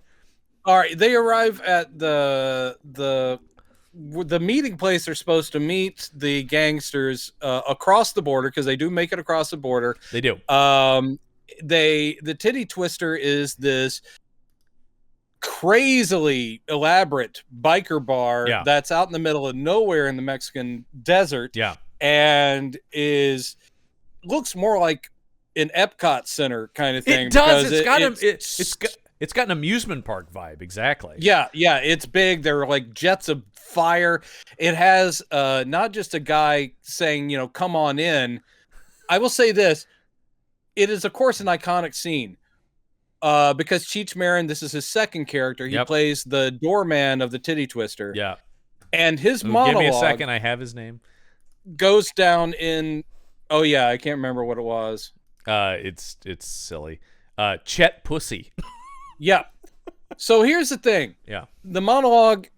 This was what I used to try and get into the Actors Conservatory Theater. This was the monologue I used. I didn't get in. But I will say, if there's one thing that this part of the script and the movie establishes, is just what kinds of pussy you'll find inside the titty twister. And the answer is there's a lot of variety. Yeah.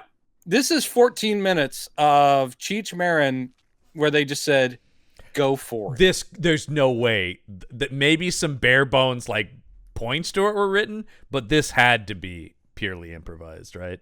No, I don't think so. I think this was all written out to tell you the truth. I don't know, man. I don't know. I have no idea. I mean, that's the but he probably did bring some extras to it. Like, I get what you guys are going for. I can come up with a few. I'm sure he added. Now, in the original script, in the original script, Tarantino's idea was that the main female vampire, who's the sort of centerpiece stripper, would have been the lone white woman and was called Blonde Death. Oh, I see. And they were talking about Madonna as their sort of choice for that. hey, a 1996 Madonna would have been amazing. But well, and she's doing. Come on, she's Selma Hayek. she's doing. I mean, she feels like she might have done because she's in like Abel Ferrara stuff around this time once again. Yeah. Lest we forget, one of the least sexy movies is it Body of Evidence. Man, that.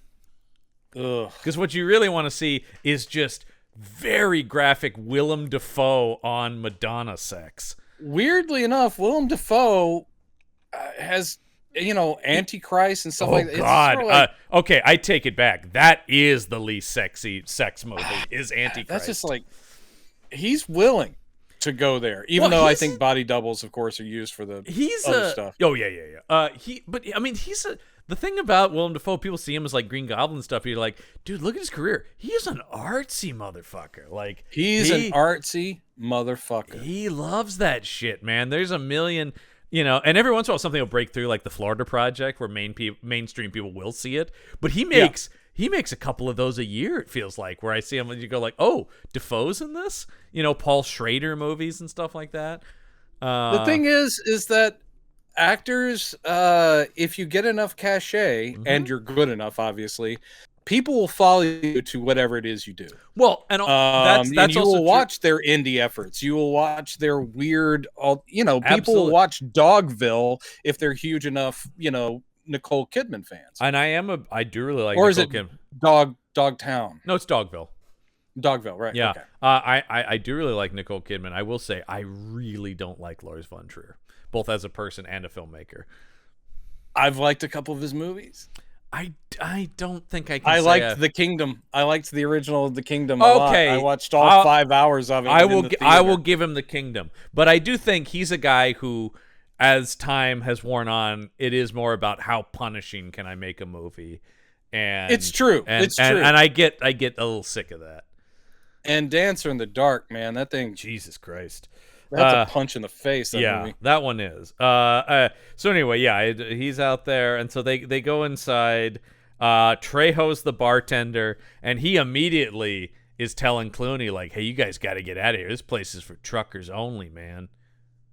Truckers and what's the other? It's truckers and something. Truckers and bikers. Truckers and bikers, which makes this is like, oh, it makes sense because they're transient people who aren't gonna, right? Like, so you go like, oh, we don't want to murder people in here who somebody might come looking for, and you're bringing in a family with a. By the way, as soon as you see a white teenage girl, no crime should be committed because they will go to the ends of the earth to chase down people who kill white teenage girls.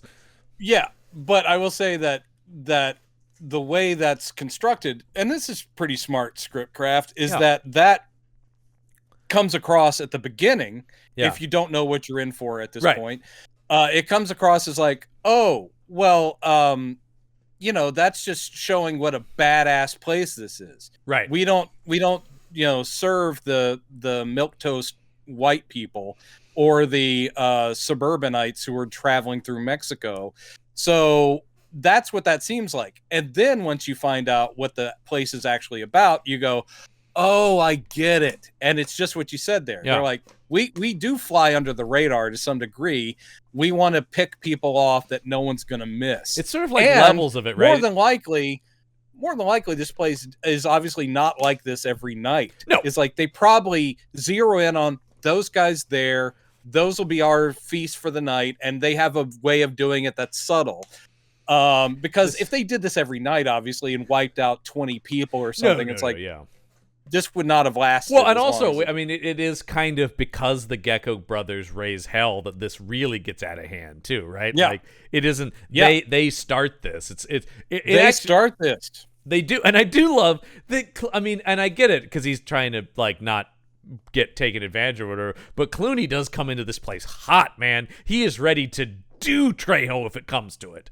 There's a pretty great, it's not addressed enough, but there's a pretty great bit where you see that Seth, for being the better guy and the smarter criminal, you see where he has his own thing. He has his own self-destructive thing, and they have Harvey Keitel going, you don't know when you've won.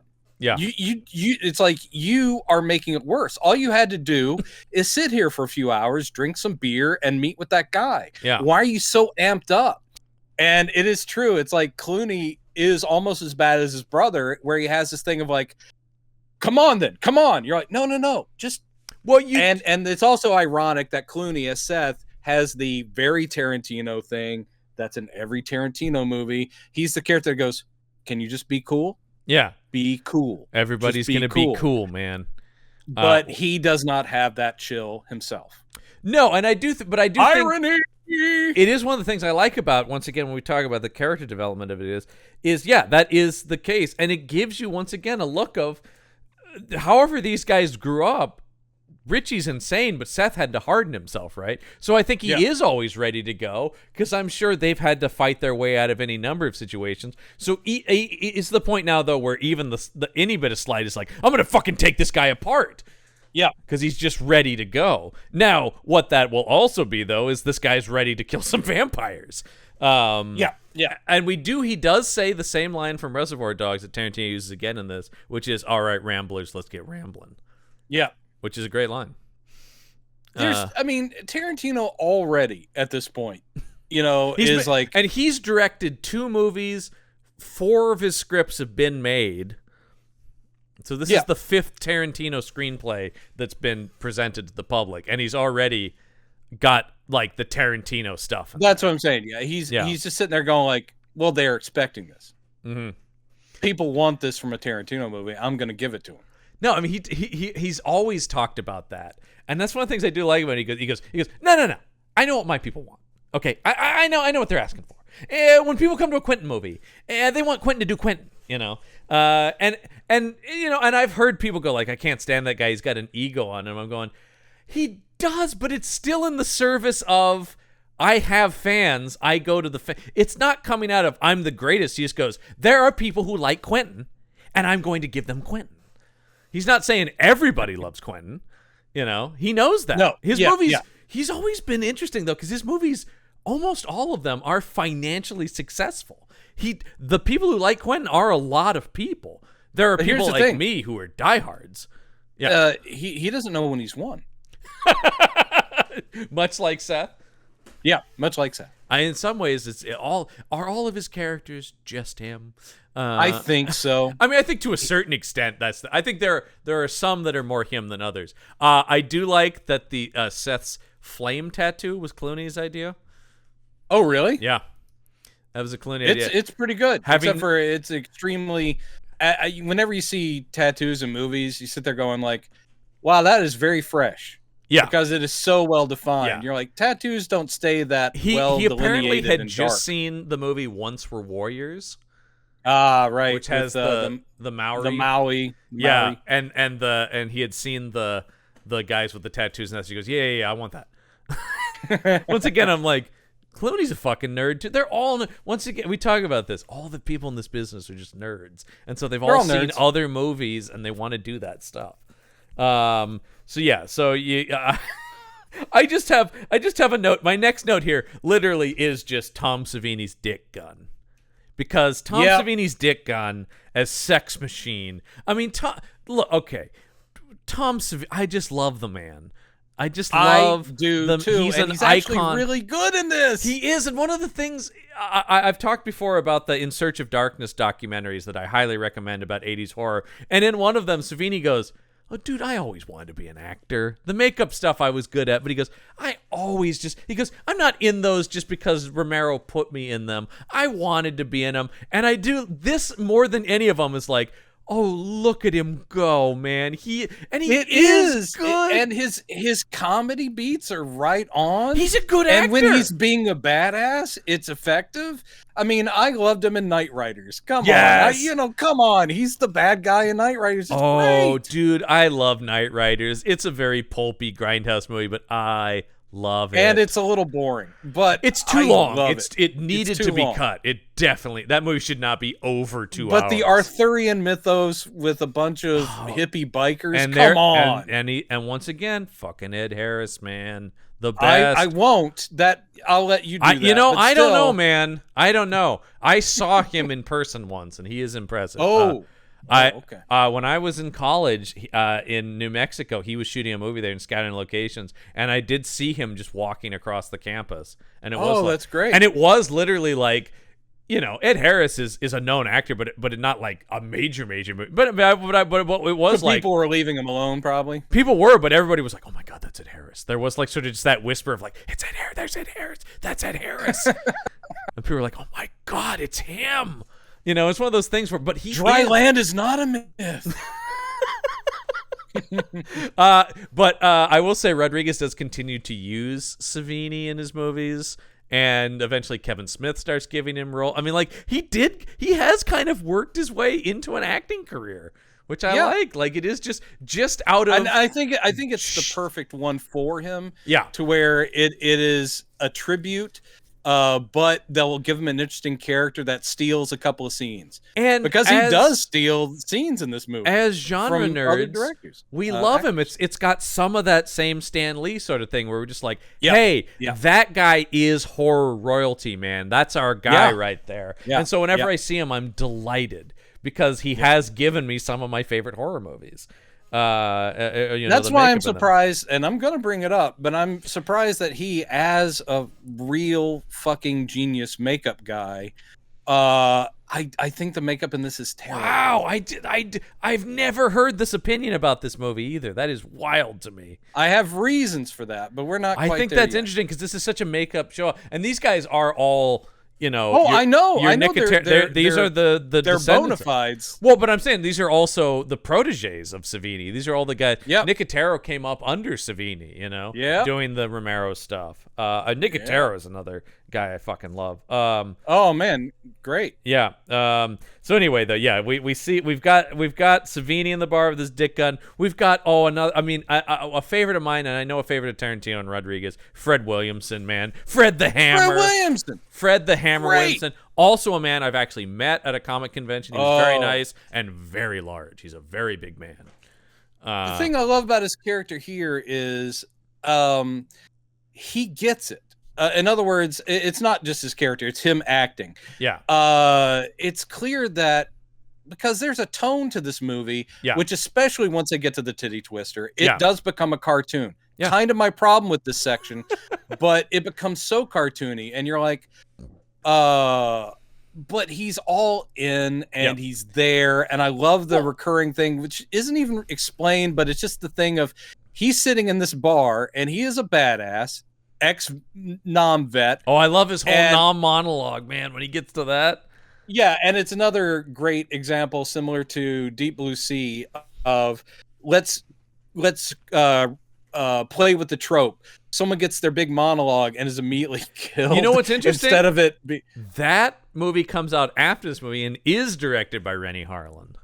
Oh, yeah, this is 2B movie for you, Rennie, but Deep Blue Sea, that's really legitimate stuff. Oh, man. Another movie, a movie I do enjoy it. It is very bad, though. It is a worse movie than this movie, but it is very fun. And that scene is a bring the house down moment when Samuel Jackson gets that I will genuinely say, whether it is Rennie or his writers that did, I'm like, that was a baller move, and I love it. I remember seeing that movie and going like, okay, this may not be good, but I have to give this movie a marginal thumbs up for that alone. Absolutely. And just the treasure that is Samuel L. Jackson, who I'm a little surprised isn't in this movie. Boy.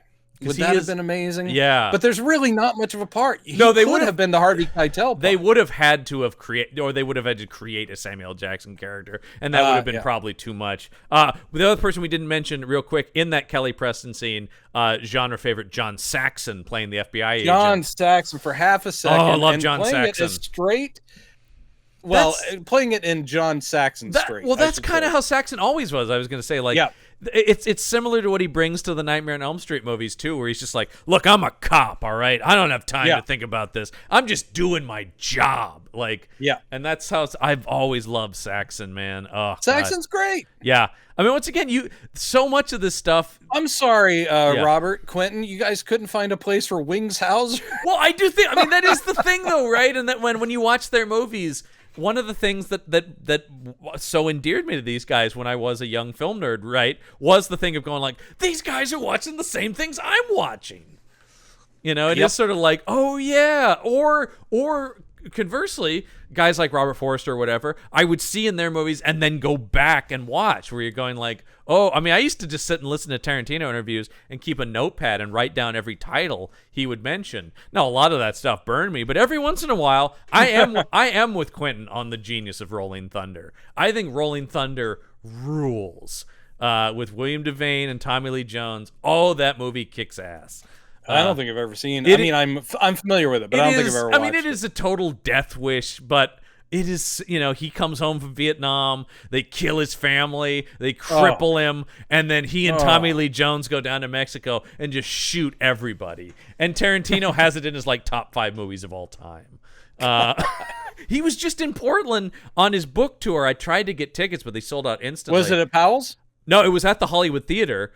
Quentin was at the Hollywood Theater, and he was doing a talk, signing books, and showing Rolling Thunder. Wow, yeah, that's the one he chose to actually show everybody. Yeah, because he always talks about that movie. His production company was called Rolling Thunder Pictures. Wow. Yeah, that's like one of his favorite movies. And so many people would see that and just go like, well, this is just violent schlock from the 70s. But I will say it's another movie where... And it is. It is, but it is another thing where William Devane and Tommy Lee Jones are really fucking good in it because they're really good actors. It's very fun. But yes, it is a nasty little piece of revenge, filmmaking. So they're everybody's drinking at the table. I do love Seth getting the kid what drunk. I was gonna say is I didn't get sorry. Oh yeah. Fred Williamson's character, the running gag of him building a little house out of dominoes on the bar table and that constantly getting knocked over. I just like it. It's like, I love that. It's a little bit of business. And that's the kind of thing Tarantino will put in his scripts, though. You know what I mean? Like that does feel like, because normally in something I might say, oh, that was probably maybe something they came up with while they're... But no, it feels like the specificity of Quentin's scripts. And if you've read Quentin's scripts, they don't read like anyone else's scripts, that's for sure. I like again, you keep calling Quentin. I keep forgetting how close the two of you are. You want me to start calling him QT? QT. Or Q, as people call him. Yeah, I was over at Q's house watching that or whatever. Jesus, I was in his film vault. Yeah. I wish, man. God, I was in his downstairs video store that he bought all the videos from and has them. I've seen the pictures of that because that's where they're doing the podcast now. His video archives. They are just pulling random tapes from that collection. I love that he literally just bought out the entire inventory of the place he worked at. It's video archives. It's now in my house. I also kind of get it. Like there would be something if I went down there, I would feel so good and nostalgic about just walking the aisles of a video store. Like there is something that I do kind of get. That was such a happy place for me as a kid and a teen of just going like, oh, the limitless potential of the movie store. Yes. Oh God, I do miss those days. I mean, scrolling through Netflix is kind of fun, I guess. But I do love him getting the kid drunk. Seth insisting the kid do shots of bourbon. Yeah. And then the daughter also. Yeah. And he's like, yeah, you gotta just knock that back. So they now they introduce Salma Hayek, who comes out with this big fucking snake. It's iconic from this movie. I do love her note in the trivia here that she goes, no, the dance really wasn't choreographed because the snake's gonna do what the snake's gonna do. So they figured out like just kind of move with what the snake is doing, It's sort of like because the snake's not gonna respond to whatever choreography we come up with. Yeah, and this place. She did not enjoy doing this. She didn't. No, I can't imagine why. The snake really terrified her. She said. Yeah. I would be there with her. She spent. Oh my God. I would not enjoy Quentin Tarantino drinking and sucking off my toes. She doesn't say anything about. I don't see any comments from her about that, but she does say legitimately because Rodriguez has given her the script before this. She spent 2 months with therapists prior to the filmmaking of this to get over her phobia of snakes. Wow. Yeah. Commitment for not a very big part. No, that's the thing. It certainly, it's a showcase because the camera lingers on her and Rodriguez is like going, ladies and gentlemen, can I present the absolutely perfect Salma Hayek. And she's going to dance for you for about 5 minutes. And it is something, both her, the look she has, the way it's presented in the movie, it is something that is iconic from this movie, no question. Yeah. And she is there as, literally, she is there as the central vampiress. Yeah. So she's extremely important, but it is amazing how, this is what I'm talking about. She has nothing to say. No. And the only thing is that she's out there dancing, and meanwhile, at what point is it the badasses of the bar? Oh, it's because Cheech Marin comes back in with some of the bruisers. Sorry, yeah, and they're like, that's the guy who hit me in the face. We didn't mention that Seth had punched out Cheech Marin, and then also Richie had just kicked him unnecessarily earlier. Right.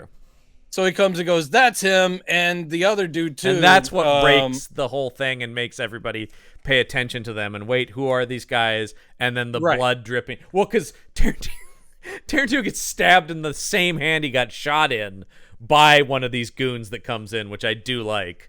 Yeah. And it reminds me of the Anchorman. This is getting to be goddamn ridiculous. With Luke Wilson, so it just becomes a big everything's off the chain, because Richie's going to shoot back, and Seth's now everybody has don't guns you fuck out with my brother. It's Tarantino Mexican standoff, literally in Mexico. Yeah, true, very true. But yeah, everybody's got guns pulled on each other now. But yeah, and no one's going to be cool. No one's going to be cool. But the unfortunate thing for the Gecko brothers is they brought guns to a vampire fight. Yep. Because now again, here's a problem. This is where the movie totally shifts. Yeah. Basically, the music. I love the change in the music, and all of a sudden there's this kind of like, it's good stuff. So you've got she's the first one that goes, because she sees the blood dripping from Richie's hand. Yeah. And at first you're like, oh, okay, they just wasted people in this bar, and now the entire bar is going to turn against them. That would be okay if they were just normal people. They're vampires. She turns into a Cobra-esque vampire face. Yeah. And cool. Is all like, I gotta have it. And then they're like, oh, no. You think this is bad makeup, this snake face on her?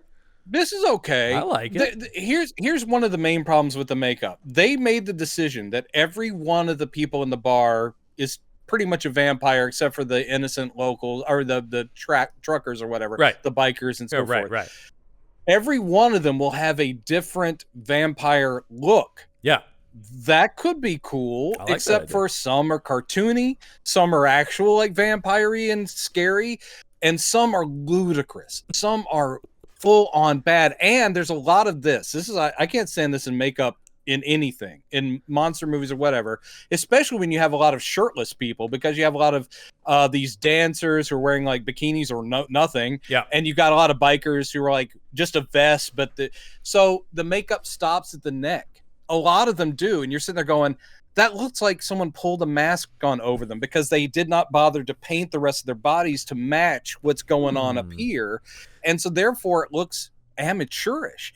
And when that Fred Williamson look comes around, you're like, Jesus Christ, that's stupid looking. There's a lot of I love dumb the Fred Williamson. Man, we are we are a million miles away on this thing, because my mouth goes down 8 miles. Plus, people turn into vampires within 4 seconds in this movie. They get turned into vampires. There is inconsistency about that, but and it's all like out of necessity of plot, right? Like Harvey Keitel takes forever to turn to a vampire because that's part of the thing. I'm not saying this, but I mean, well, you could say because of he actually is still holding on to some faith. You could dance around that a little bit, But it's just Savini takes a while, and then Fred Williamson turns in 2 seconds. Sure. I guess with that stuff, I don't care about that. Particularly, you don't care about good makeup. No, I didn't say that. I do think the makeup is good. What I said, I don't care about that the inconsistency of how fast people are turning, because I'm digging the movie. If I wasn't digging the movie, like some of the other stuff, I would probably rag on it all day. because we do. But I'm talking about I'm so on the wavelength of this movie that I'm letting that go. But I just straight up disagree about the makeup. I think the makeup is great. I think it's once again. I think it's a highlight. I think Savini's vampire look is amazing with the hands.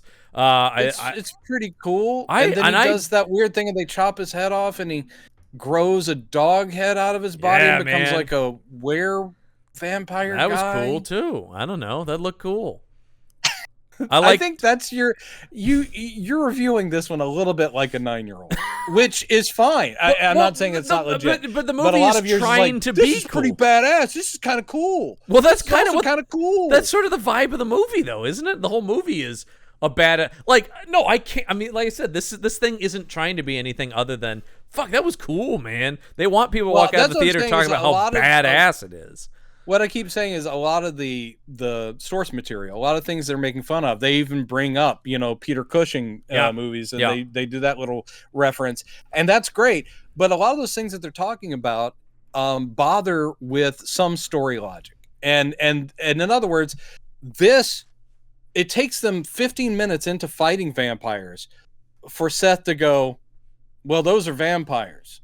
And I don't believe in them, but I'm going to fight them. And then they say that 18 times. That is one of my favorite scenes. I don't believe in vampires, but I believe what I'm seeing with my eyes. In fact, that actually might be my favorite scene in the movie, is Clooney going like, okay, I don't fucking believe in vampires, but these are fucking vampires. It's the scene I kind of always want in the vampire movie, where somebody just goes like, it's just like, if you want to come up with some other explanation, I'm all ears, but those are fucking vampires to me, I don't mind that, but they've already been fighting them for like I said, 20 minutes. They don't react as you would when people turn. Well, they react as in, a fight is on, and I'm going to start shooting. Well, I don't, because they're not. No one's stunned by supernatural stuff. Well, they just go, I don't know. Shoot, bang, bang, shoot. You've got to though at that point, right? Because it's survival first. You're going to fight the thing, and then that's how I take it. It's just like, and then once they get refuge for a second, then they're like, okay. And then I do love the thing that is very Hammer, right? But they're doing it from pop culture knowledge of what do we know about vampires? Okay, all right, we can stake them. They don't like a cross. Like that. I do like when Juliette Lewis puts her cross necklace on the guy's throat and he melts. That was pretty cool. I love all the melting his effects. Eyes sizzle and pop. The melting effects good are makeup awesome. parts in this, where I'm like, that was really awesome. Lots of good makeup, melting makeup and like goo bladder effects and stuff like that. Yeah, they go full on with the gore, and I'm certainly not opposed to that. I'm all for it. A weird thing that they make all the I've never understood this. Evil Dead did this too. They make all the vampire blood green to avoid MPAA things, which I've always just thought is, because the MPAA will be like, well, that's fine. That's fine. There's plenty of blood in it, like blood. Maybe they're thinking that this is, ichor or whatever the stuff that's supposed to be in vampires. Well, there is, but I'm saying that they do specifically say this. It was a thing, and Raimi, really, that was the reason? Yeah, to avoid an NC-17. And Raimi talked about that on Evil Dead 2 as well. That it was like green blood lets you go a lot farther with the MPAA, because they had already gotten, if you remember, they got an X rating initially on Evil Dead. The first one got an X rating when it initially came out, and now if you have the I'm sure all the versions, but I have the 4K of it of Evil Dead, and you can watch the X or the rated version, and it's not. It's one of those because the X has full penetration, right? Well, that's always the thing. Like I remember, I grew up in the DVD era when the unrated cuts of movies, and even watch the unrated cut of Old School or whatever, And I remember even as a teenager going like, well, that just this means ain't your daddy's Van Wilder. Exactly that kind of thing. But I'm going even like 14-year-old me was like, that just means they added new scenes and didn't resubmit it to the MPA. It doesn't mean there's and rarely did those ever have any extra nudity or anything. It was always just like, there's some more Vince Vaughn riffs in this cut or whatever, some unused, like the unrated Anchorman has a little bit more Fred Armisen in it, it's unrated. America couldn't handle this much Armisen. I do love Fred Armisen in that movie as the jazz club owner. I love Fred Armisen almost unreservedly. Oh my God! Though I hear he's kind of creepy around women. Really? I've never heard that about him. People love I've heard that from some people here in Portland because, of course, Portlandia shot here a lot. Well, yeah, apparently, I mean, seeing Fred Armisen in Portland is not even like seeing a celebrity almost. I heard that he's a little bit like, and God bless him, but a little bit like, why am I blanking? Goldblum. Oh. And the fact that if you're an attractive young woman, Fred is very happy to see you. Well, I don't know if that makes him creepy, but yeah, I mean, sure, yeah. Goldblum just has that. As Conan said, everything with Goldblum is a little sensual. Just his whole, oh yes, like it just, yes, everything about the way he moves through the world is a little bit like. I just heard a lot of stories when I was in LA of young ladies being invited up to Goldblum's place. Would you like to hear me play piano? Well, yeah, he is. Yes, yeah, that's a good move. So young starlets. Yeah. Watch out. Anyway, so we get an initial. This is where we get a lot of the. I feel like all of a sudden the band is playing human bodies. That's pretty fucking crazy. Right. Yeah. Again, I hate that. Oh, I love it, man. See, I like that this movie's a cartoon. But I like cartoons. Fucking cartoon. But I like cartoons. That I like cartoons too. If the entire movie had been a cartoon, fine. But this turns into a cartoon so hard left that at that point I'm sitting there going, Jesus Christ, that's like something you would have seen in Cracked magazine. It's like, oh, the vampire band is now playing instruments made out of dead humans. How did that happen? I don't know. I just love how unashamed this movie is in its second half. I just love that it's just like, we're doing it. Way of putting it. We're doing it, man. It is to go that ludicrous. It is unashamed, but and once again, I'm looking at some of the reviews from the time, which are kind of all over the place. You know, you've got guys going like, this is a wink and a nod to drive-in movies. And then you've got somebody going, it's great fun, but certainly not great art. And my response to that is, of course, going like, of course! They didn't say it was! It can't be great art. That's not my argument ever either. Again, I'm fine with this stuff. You know me. I'm fine with this stuff. I know, that's why I'm a little bit surprised by this. I'm slightly surprised by this reaction. I'm not that, because they're still on the wavelength of the stuff you want, which is grounding within that kind of stuff. And I guess, but even if it was like I just said, if it was going to go this way, if it was going to get cartoony, be that from the beginning. I'm all right seeing a vampire band playing instruments made out of human bodies, but you have to have given me a movie where that could happen. And this isn't a movie where that could happen until it does happen. And then you're like, oh God, is this the universe we're in?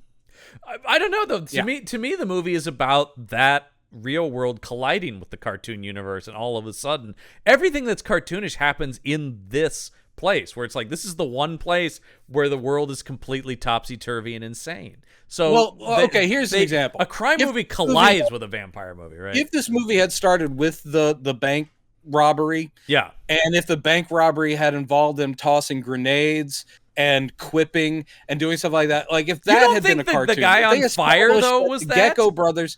The guy on fire shooting was that. Yeah, that is over the top. It's true. But it's a Tarantino movie that's working within Tarantino reality, and then it becomes literally the Groovy Ghoulies. And I'm a little like, oh. And I Groovy Ghoulies with boobs. Sounds fine to me. Well, I like both movies. You have been, I think, proselytizing for something like that for a long time. Well, I will say, anyone who's listened to this show is not surprised at my love of this movie as somebody who's always championing for more adrenaline, more gore in these things. Sure. I do like when monster movies are action movies. I do like, and I love, I thank Kevin Smith for the description of a rubber movie. This is a rubber movie. It's so much prosthetic makeup and goo and gore. I'm loving every second of this. Now, once again, I do think there is a movie that probably would be a legitimately better movie if it had stayed that first half of the movie. That would have been, but that's not the movie they're making. Or like I just said you're before, trying to make it. You're trying to make them fit together, but all stay of quality. Yes, exactly. If the beginning was wackier, then the ending wouldn't bother me. Or if the ending was more logical, even within vampire world, and also flesh some stuff out, because it just becomes almost no dialogue for the second half of the movie. It just becomes an action. Well, I will say, like, there's great bits in it. My notes start to just become how people are getting killed. Obviously, yeah. It just becomes a bunch of vampire kills.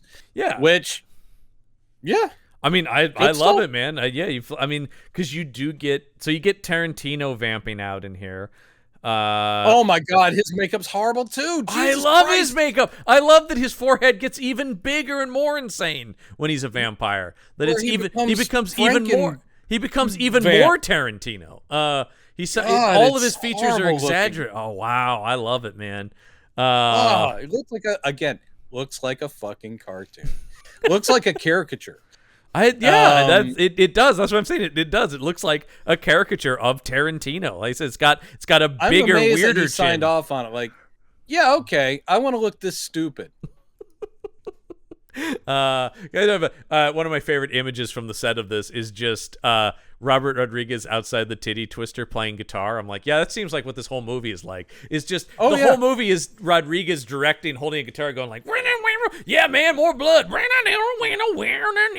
You know, or the footage on set where he's on a platform on wheels, Rodriguez operating the camera, and they're just dragging him around the set. Because Rodriguez, I remember when I was a teenager, I really wanted to be Rodriguez. I go, I'm going to shoot my own movies. I'm going to direct, I'm going to direct from a wheeled office chair. Like that's the kind. Well, but I was going like, I'm going to operate the camera. And then the older I got and started making, I'm going like, that's a lot of work.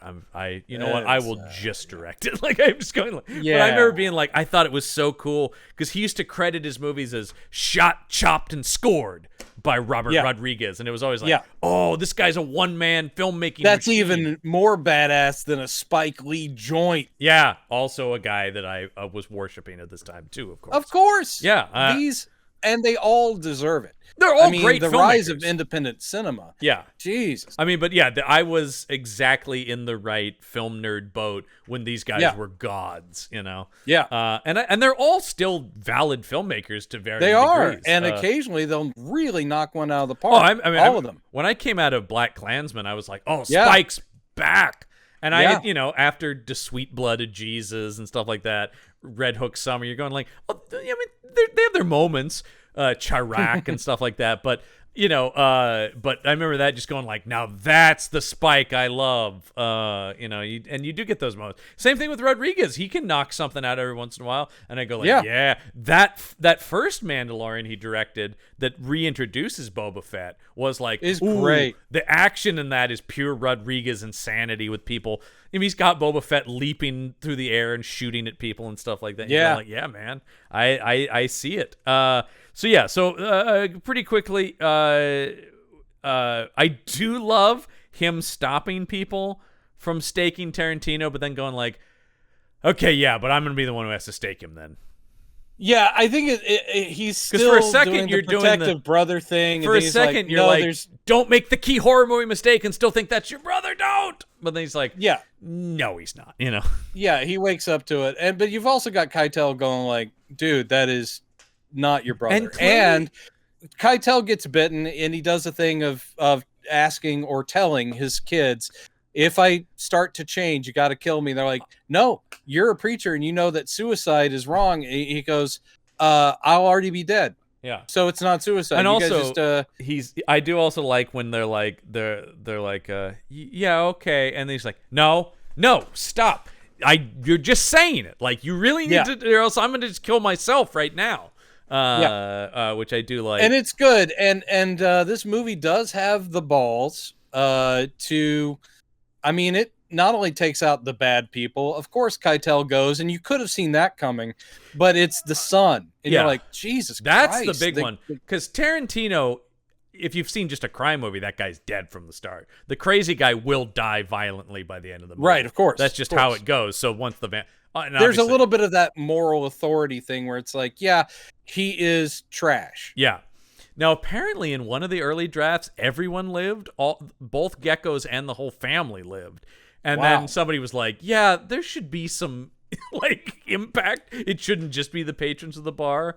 The only people that survive in this version are Seth and Kate, who is the daughter. Which I don't know in what way I mean this, but feels right. I don't know, like I don't. That's not a moral judgment, but it does sort of seem like that kind of makes sense. Keitel, the thing I'm happiest about, and you can fear this if you're watching it, is and most people would, like, please God, don't let this be the setup to they'll go off into Mexico together, and maybe there's going to... They indicate that. She suggests that. She suggests that, but they at least have the smarts to have him go, oh, no. But even though I'm going off to be safe, the life I lead and the life you lead, no. You don't want none of this. Although, I will say, what the fuck does this girl do now? Like, right? She drives back into the States and talks about the death of her father. Yeah, he gives her some money, and so she'll be good. But it is sort of like, it is just kind of like, I don't know, man. How either one of them can ever move on from this, knowing vampires exist, plus all the chaos they've seen and done. I do want to talk about the weapons, because you do get the scene, which... there is some cartoonish stuff about what's actually in the thing, but I do like the idea that all the stuff from the trucks is there, and that's what they start forming. That's smart. They break into a back area of the bar once everyone is a vampire, and even when they seem to have lain waste to all the marquee vampires, there's a storm of bats trying to come to the place, who are all vampires. Cool. So they've boarded it up. They get to a back room, and they find crates and crates of stuff. What is all this? And one of them, I can't remember, figures it out. Maybe it's Seth, says, "Oh, this is the stuff that they feed off the truckers and bikers. Yeah. This is all the stuff that they've stolen off the trucks." Yeah. And they probably sell it for, money or whatever, but it's... Hey, they got to buy the beer from somewhere, man, Yeah, so they're like, okay, start going through it, see if there's anything we can find. And they find some very specific things that are going to help them out very specifically. Some more than others, right? Like the crossbow is very obvious. The squirt gun, Seth does have to engineer the jackhammer stake.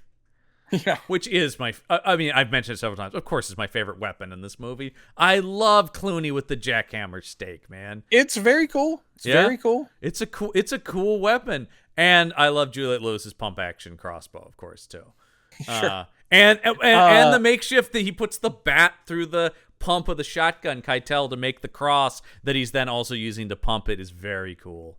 That is a neat device, because basically he puts up the cross, and his belief is still strong enough that it does affect them. Like, and so it's basically like, I'm stalling them, which gives me enough time to then spin it over, boom, boom, and then they start coming toward me again. Now it's cross again. It's very cool. They're all the way he's backing everybody off with it. It's another image I always think of from this movie, going, that is very cool, and it's something I will totally steal.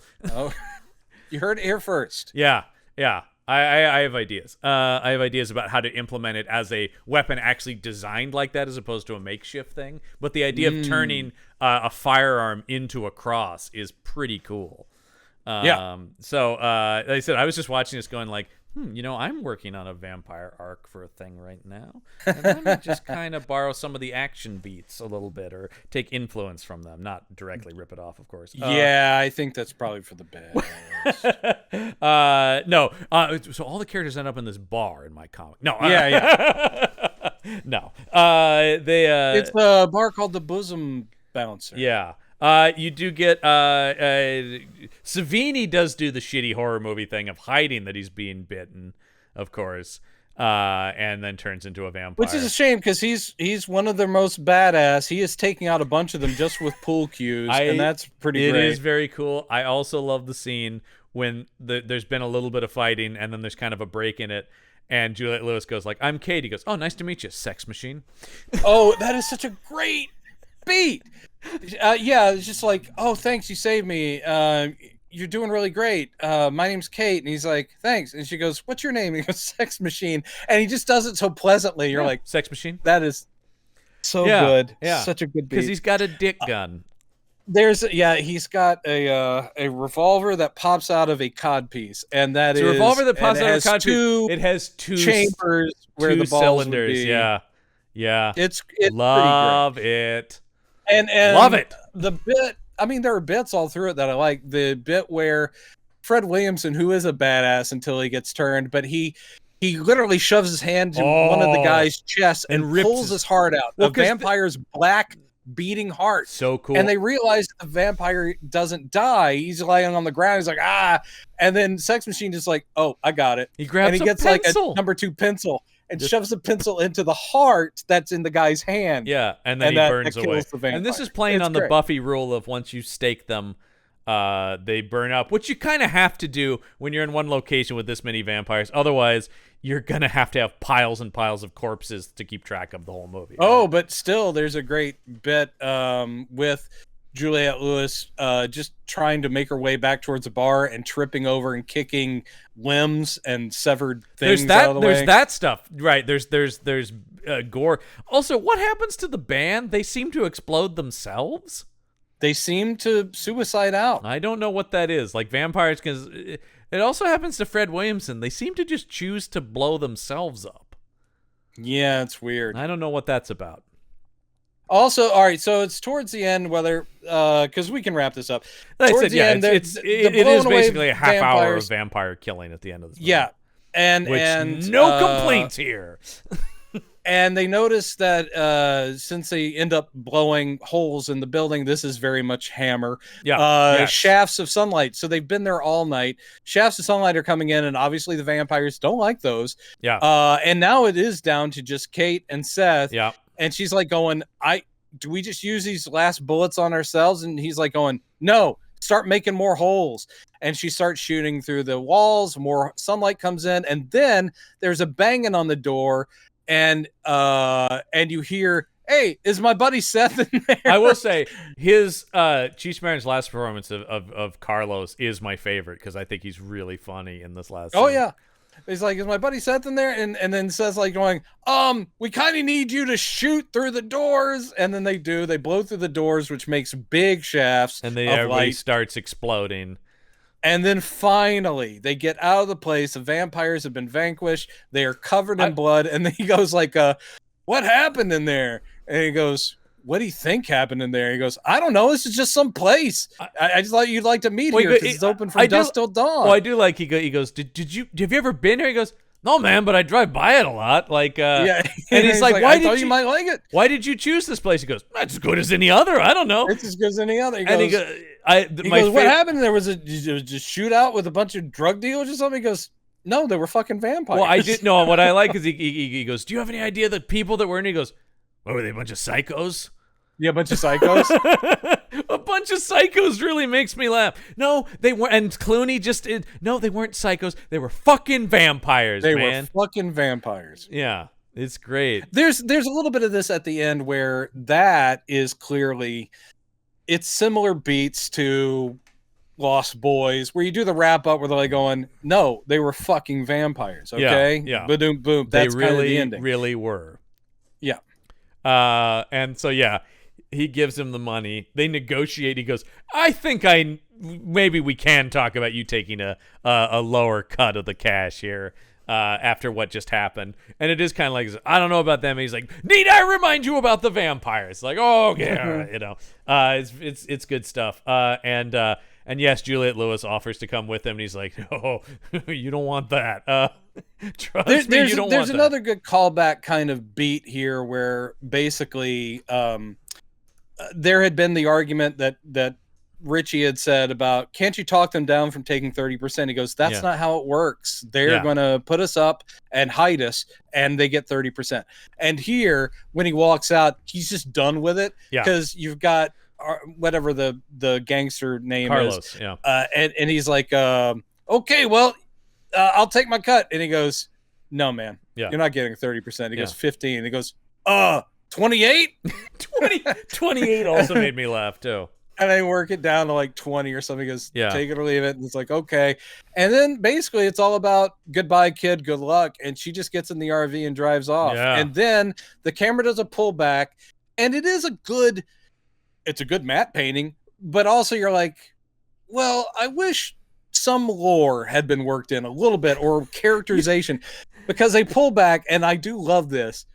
This the back of the titty twister goes back, and you see all these 18-wheelers that are parked, and then you see some of them are falling into this enormous cavern, like a chasm. Yeah. And you see that the entire bar has been built on top of like an Aztec or Mayan temple. Yeah.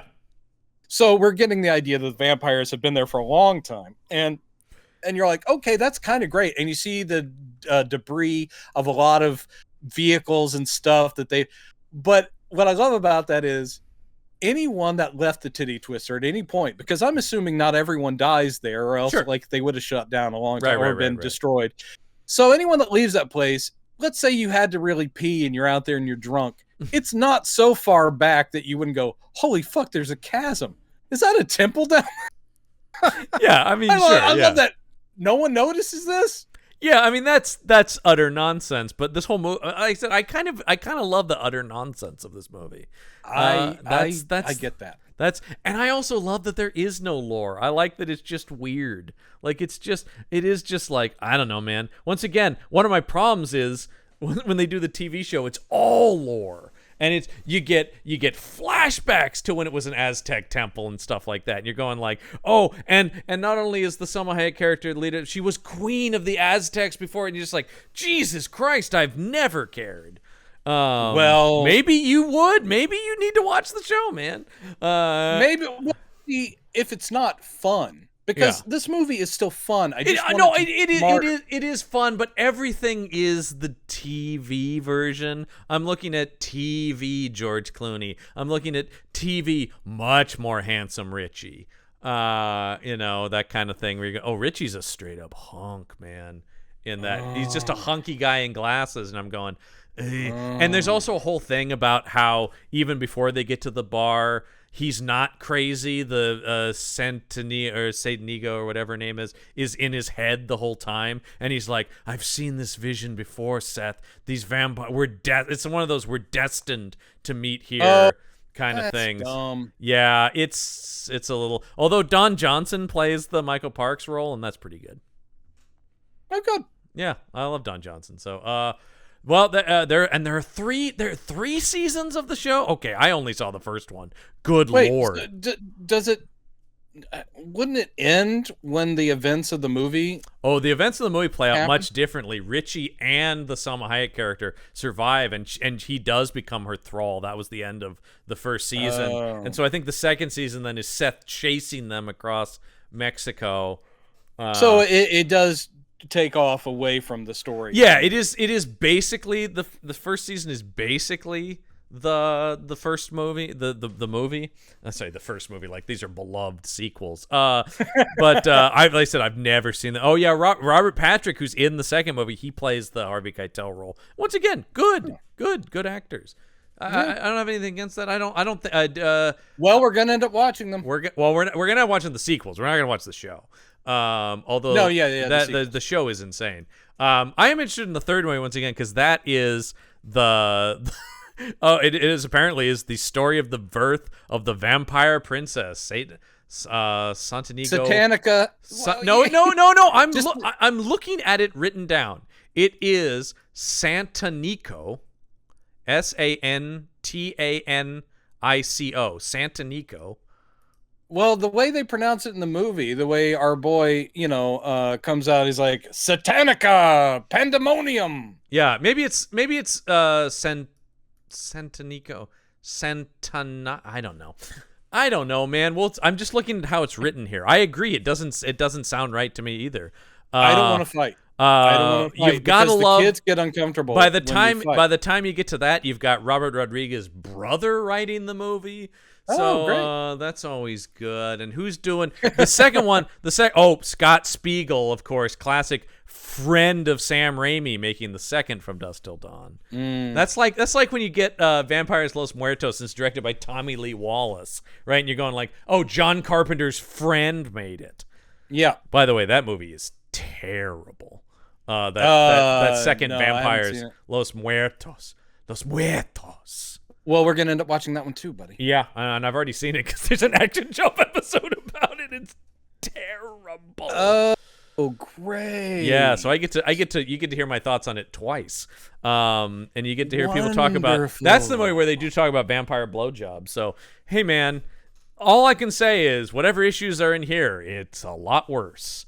I have to imagine these, like I said, I've never watched 2 or 3 of this because I was always like, oh, I know that's cheap. You know, like, as much as I enjoyed this movie, they never fooled me. I'm like, I know Tarantino and Rodriguez are long gone. I'm sure. I think they have. They it's get one a of little those chunk of change every time. Well, because it's Robert Rodriguez right? and Quentin Tarantino presents, right, sort of thing, or they're executive producers. But you're like, oh, I'm sure they never knew anything about the making of this. Right. Although B-movie legend Bo Hopkins is in the second one, so we love Bo. We're fond of Bo. I like Bo when he's in Sam Peckinpah movies. That's about it. So here's the question though: do you recommend people watch From Dusk Till Dawn? Absolutely. Yes. The thing is, Agreed. I don't hate this movie. I have problems with it, but did I enjoy watching it? Yeah. I do. It's so much fun. It's hard to hate this movie if you're into monster stuff. You know what I mean? Like, because it does deliver. The movie's moving so fast and so furious, if you will, that by the way, how's Rodriguez not in on that franchise? That seems like he'd be over there. It seems like a natural. Well, they're gonna make 1 billion more of those, so why not? But because it's about family. It's all about the family. But the thing I was gonna say is it's moving so quick that like a lot of the stuff you're bringing up, I don't even think people will really clock if they just watch it for the first time, because the movie is just so nuts and it's always throwing something new at you that I think it is sort of upon multiple viewings and after the fact that you're going like, oh, well, some of this doesn't add up. Also, being a more enlightened film viewer, I think. Well, like I said, 14-year-old me would have called this like a masterpiece, and 33-year-old me is going, oh, it's pretty fun. 14-year-old you is going, no notes. No notes, perfect. If you want a good time, do a double feature From Dusk Till Dawn and John Carpenter's Vampires. They rule. Ruled so hard. It's not even. I think there's a law against how hard they rule. They rule too hard. And then this is the guy who was like at the midnight screening of Boondock Saints 2 going like, oh, the Saints are back. The Saints are back. Michael Listman and I went to the opening night of Boondock Saints 2 wearing our Boondock Saints shirts. Oh, man. Oh, my you guys God. are very special. The Saints. Nobody's At long last, all those unanswered questions. Yeah, Boondock Saints 2, by the way, totally fine, because it's just more of those guys shooting people. Like, the big thing is just, now they have even bigger guns. It's like, oh, yeah. In this one, they get Desert Eagles. Yeah, we were those guys. We were so cool. And once again, I cannot stress enough, so single. My God. I don't think you need to keep stating that. Yeah. I think most people have figured that have figured out, Michael. We're not. We much later had girlfriends. Oh, what a day that was. Yeah. What? But anyway, I do recommend people watch it. This I movie, hope they enjoy it. It's immense amount of fun, and this is one of those where it is mindless in a way, right? Where I've seen this movie many times simply because it is so quick and insane, and you don't have to linger with it. It's just a good time. So it's a good time if Tarantino ticks your boxes, because definitely. Or Rodriguez, he's not for everybody. No. Like I said, it's sort of a thing where it's like, if a Tarantino Rodriguez vampire movie interests you at all, then I think you will probably like it. Yeah, because it's aggressively those guys. It is. Next week though, boy, if there are problems with this movie. Where are we going? Well, where are we going next week? We're staying with vampire sex workers, and Brendan, next week we're taking a little trip to the Bordello of Blood. Oh, you mean Tales from the cinematic masterpiece starring perhaps our finest actor? Hey, babe, my long-running Dennis Miller impression is gonna be finally put to use, babe. People, that's your warning right there. Get ready. You're going to be hearing a lot of that. I don't do one. because I've never been able to get that guy's voice. Cha-cha, baby. It's always I mean, I'm just doing the Dana Carvey impression, which is always just, hey, Carvey. You know, but he just has that, and it's always the cha-cha. Yeah. But the would-be hipster stuff. Don't you want to see that guy fighting vampires? You do. Here's the thing, and we'll talk, and I'll have lots, because I think, have you listened to the podcast about it? Oh, yeah, I did. Okay, good. I have too. And I will say, just from having listened to that, even that guy didn't want to see himself fighting vampires. So that was abundantly clear. You know, shouldn't some people be a little grateful for opportunities that come along? I know that he was at the peak of his fame, but it's like, wow, shouldn't there be some humility about, well, I'm not really an actor, so I'm going to try really hard. Go ahead and rip the Band-Aid off that I was excited for this movie when it came out because Dennis Miller was in it. Yeah. I was a huge Dennis Miller fan. He was one of my favorites. I watched his HBO show every week. I loved, and I was like, it seemed as a kid like, oh my God, I love Tales from the Crypt. Like my two favorite HBO shows are Tales from the Crypt and Dennis Miller Live. This will be the best movie ever made. And you realized real quickly it was not. I did, even as a kid, go, this is bad. This is bad. This is delivering it's not even as trashy as you want it to be with a title like this that. This is delivering on no level. Levels. We will once again get to talk about, if Dennis Miller's bad, let's not but we will once again get to talk about one of my favorite actors, which is Chris Sarandon, who is the highlight of the movie. Oh, I thought you were about to say Angie Everhart. I do love Angie Everhart. The thing I will say is, I do think Chris Sarandon is legitimately good, as he always is in that movie. I love Chris Sarandon. And two, the fact that on that podcast, everyone who came on said what a lovely guy he was made me very happy. The one thing that just goes, you know who was a consummate pro, always showed up, always ready to go, Chris Sarandon. I'm going, because there's a reason that dude has been acting for decades and still gets work, because he does the work, man. We love that guy. I love we that love guy. him, and I'm not even going to apologize for it. The movie is slightly better for having him in it. That's all I know. Like, and I have not seen this movie since it was on HBO.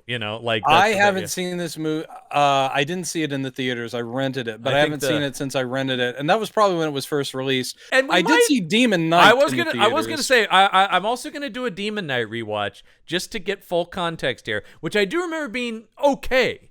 It's okay. Yeah, I am a card-carrying Zaniac, so the fact that Billy Zane is in it is no, I actually do really like Billy Zane. But I do too. Yeah. We talk about, man, he ruled as the Phantom.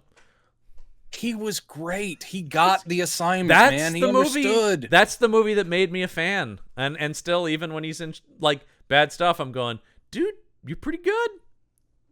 Yeah. So, he'll always be Kit Walker to me. So, the ghost who walks. The ghost who walks. So indeed. next week we will talk Bordello of Blood, or as it's actually called, Tales from the Crypt presents Bordello of Blood, a movie so bad it ended the Tales from the Crypt movie deal that they had. They were supposed to make another one, and that was it. They were supposed to make another one, and the studio went, "Please no more. please no more. Please stop." We'll talk about. I think their box office was embarrassingly bad. Yeah, because I think Demon Knight did okay, and then that came out, and across for its budget, it did just fine. Because that's the thing. These were low budget films, and they're bombing like nobody's business. So yep. All right. Well, we'll talk about that all next week. But that's gonna do it for this week's episode of Campbell and Jones Meet the Monsters. I'm John Campbell. I'm Brendan Jones. And remember, there are such things as monsters. We have this kind of P word. We also have some of this kind of P word. If you need this kind of P word, we have that.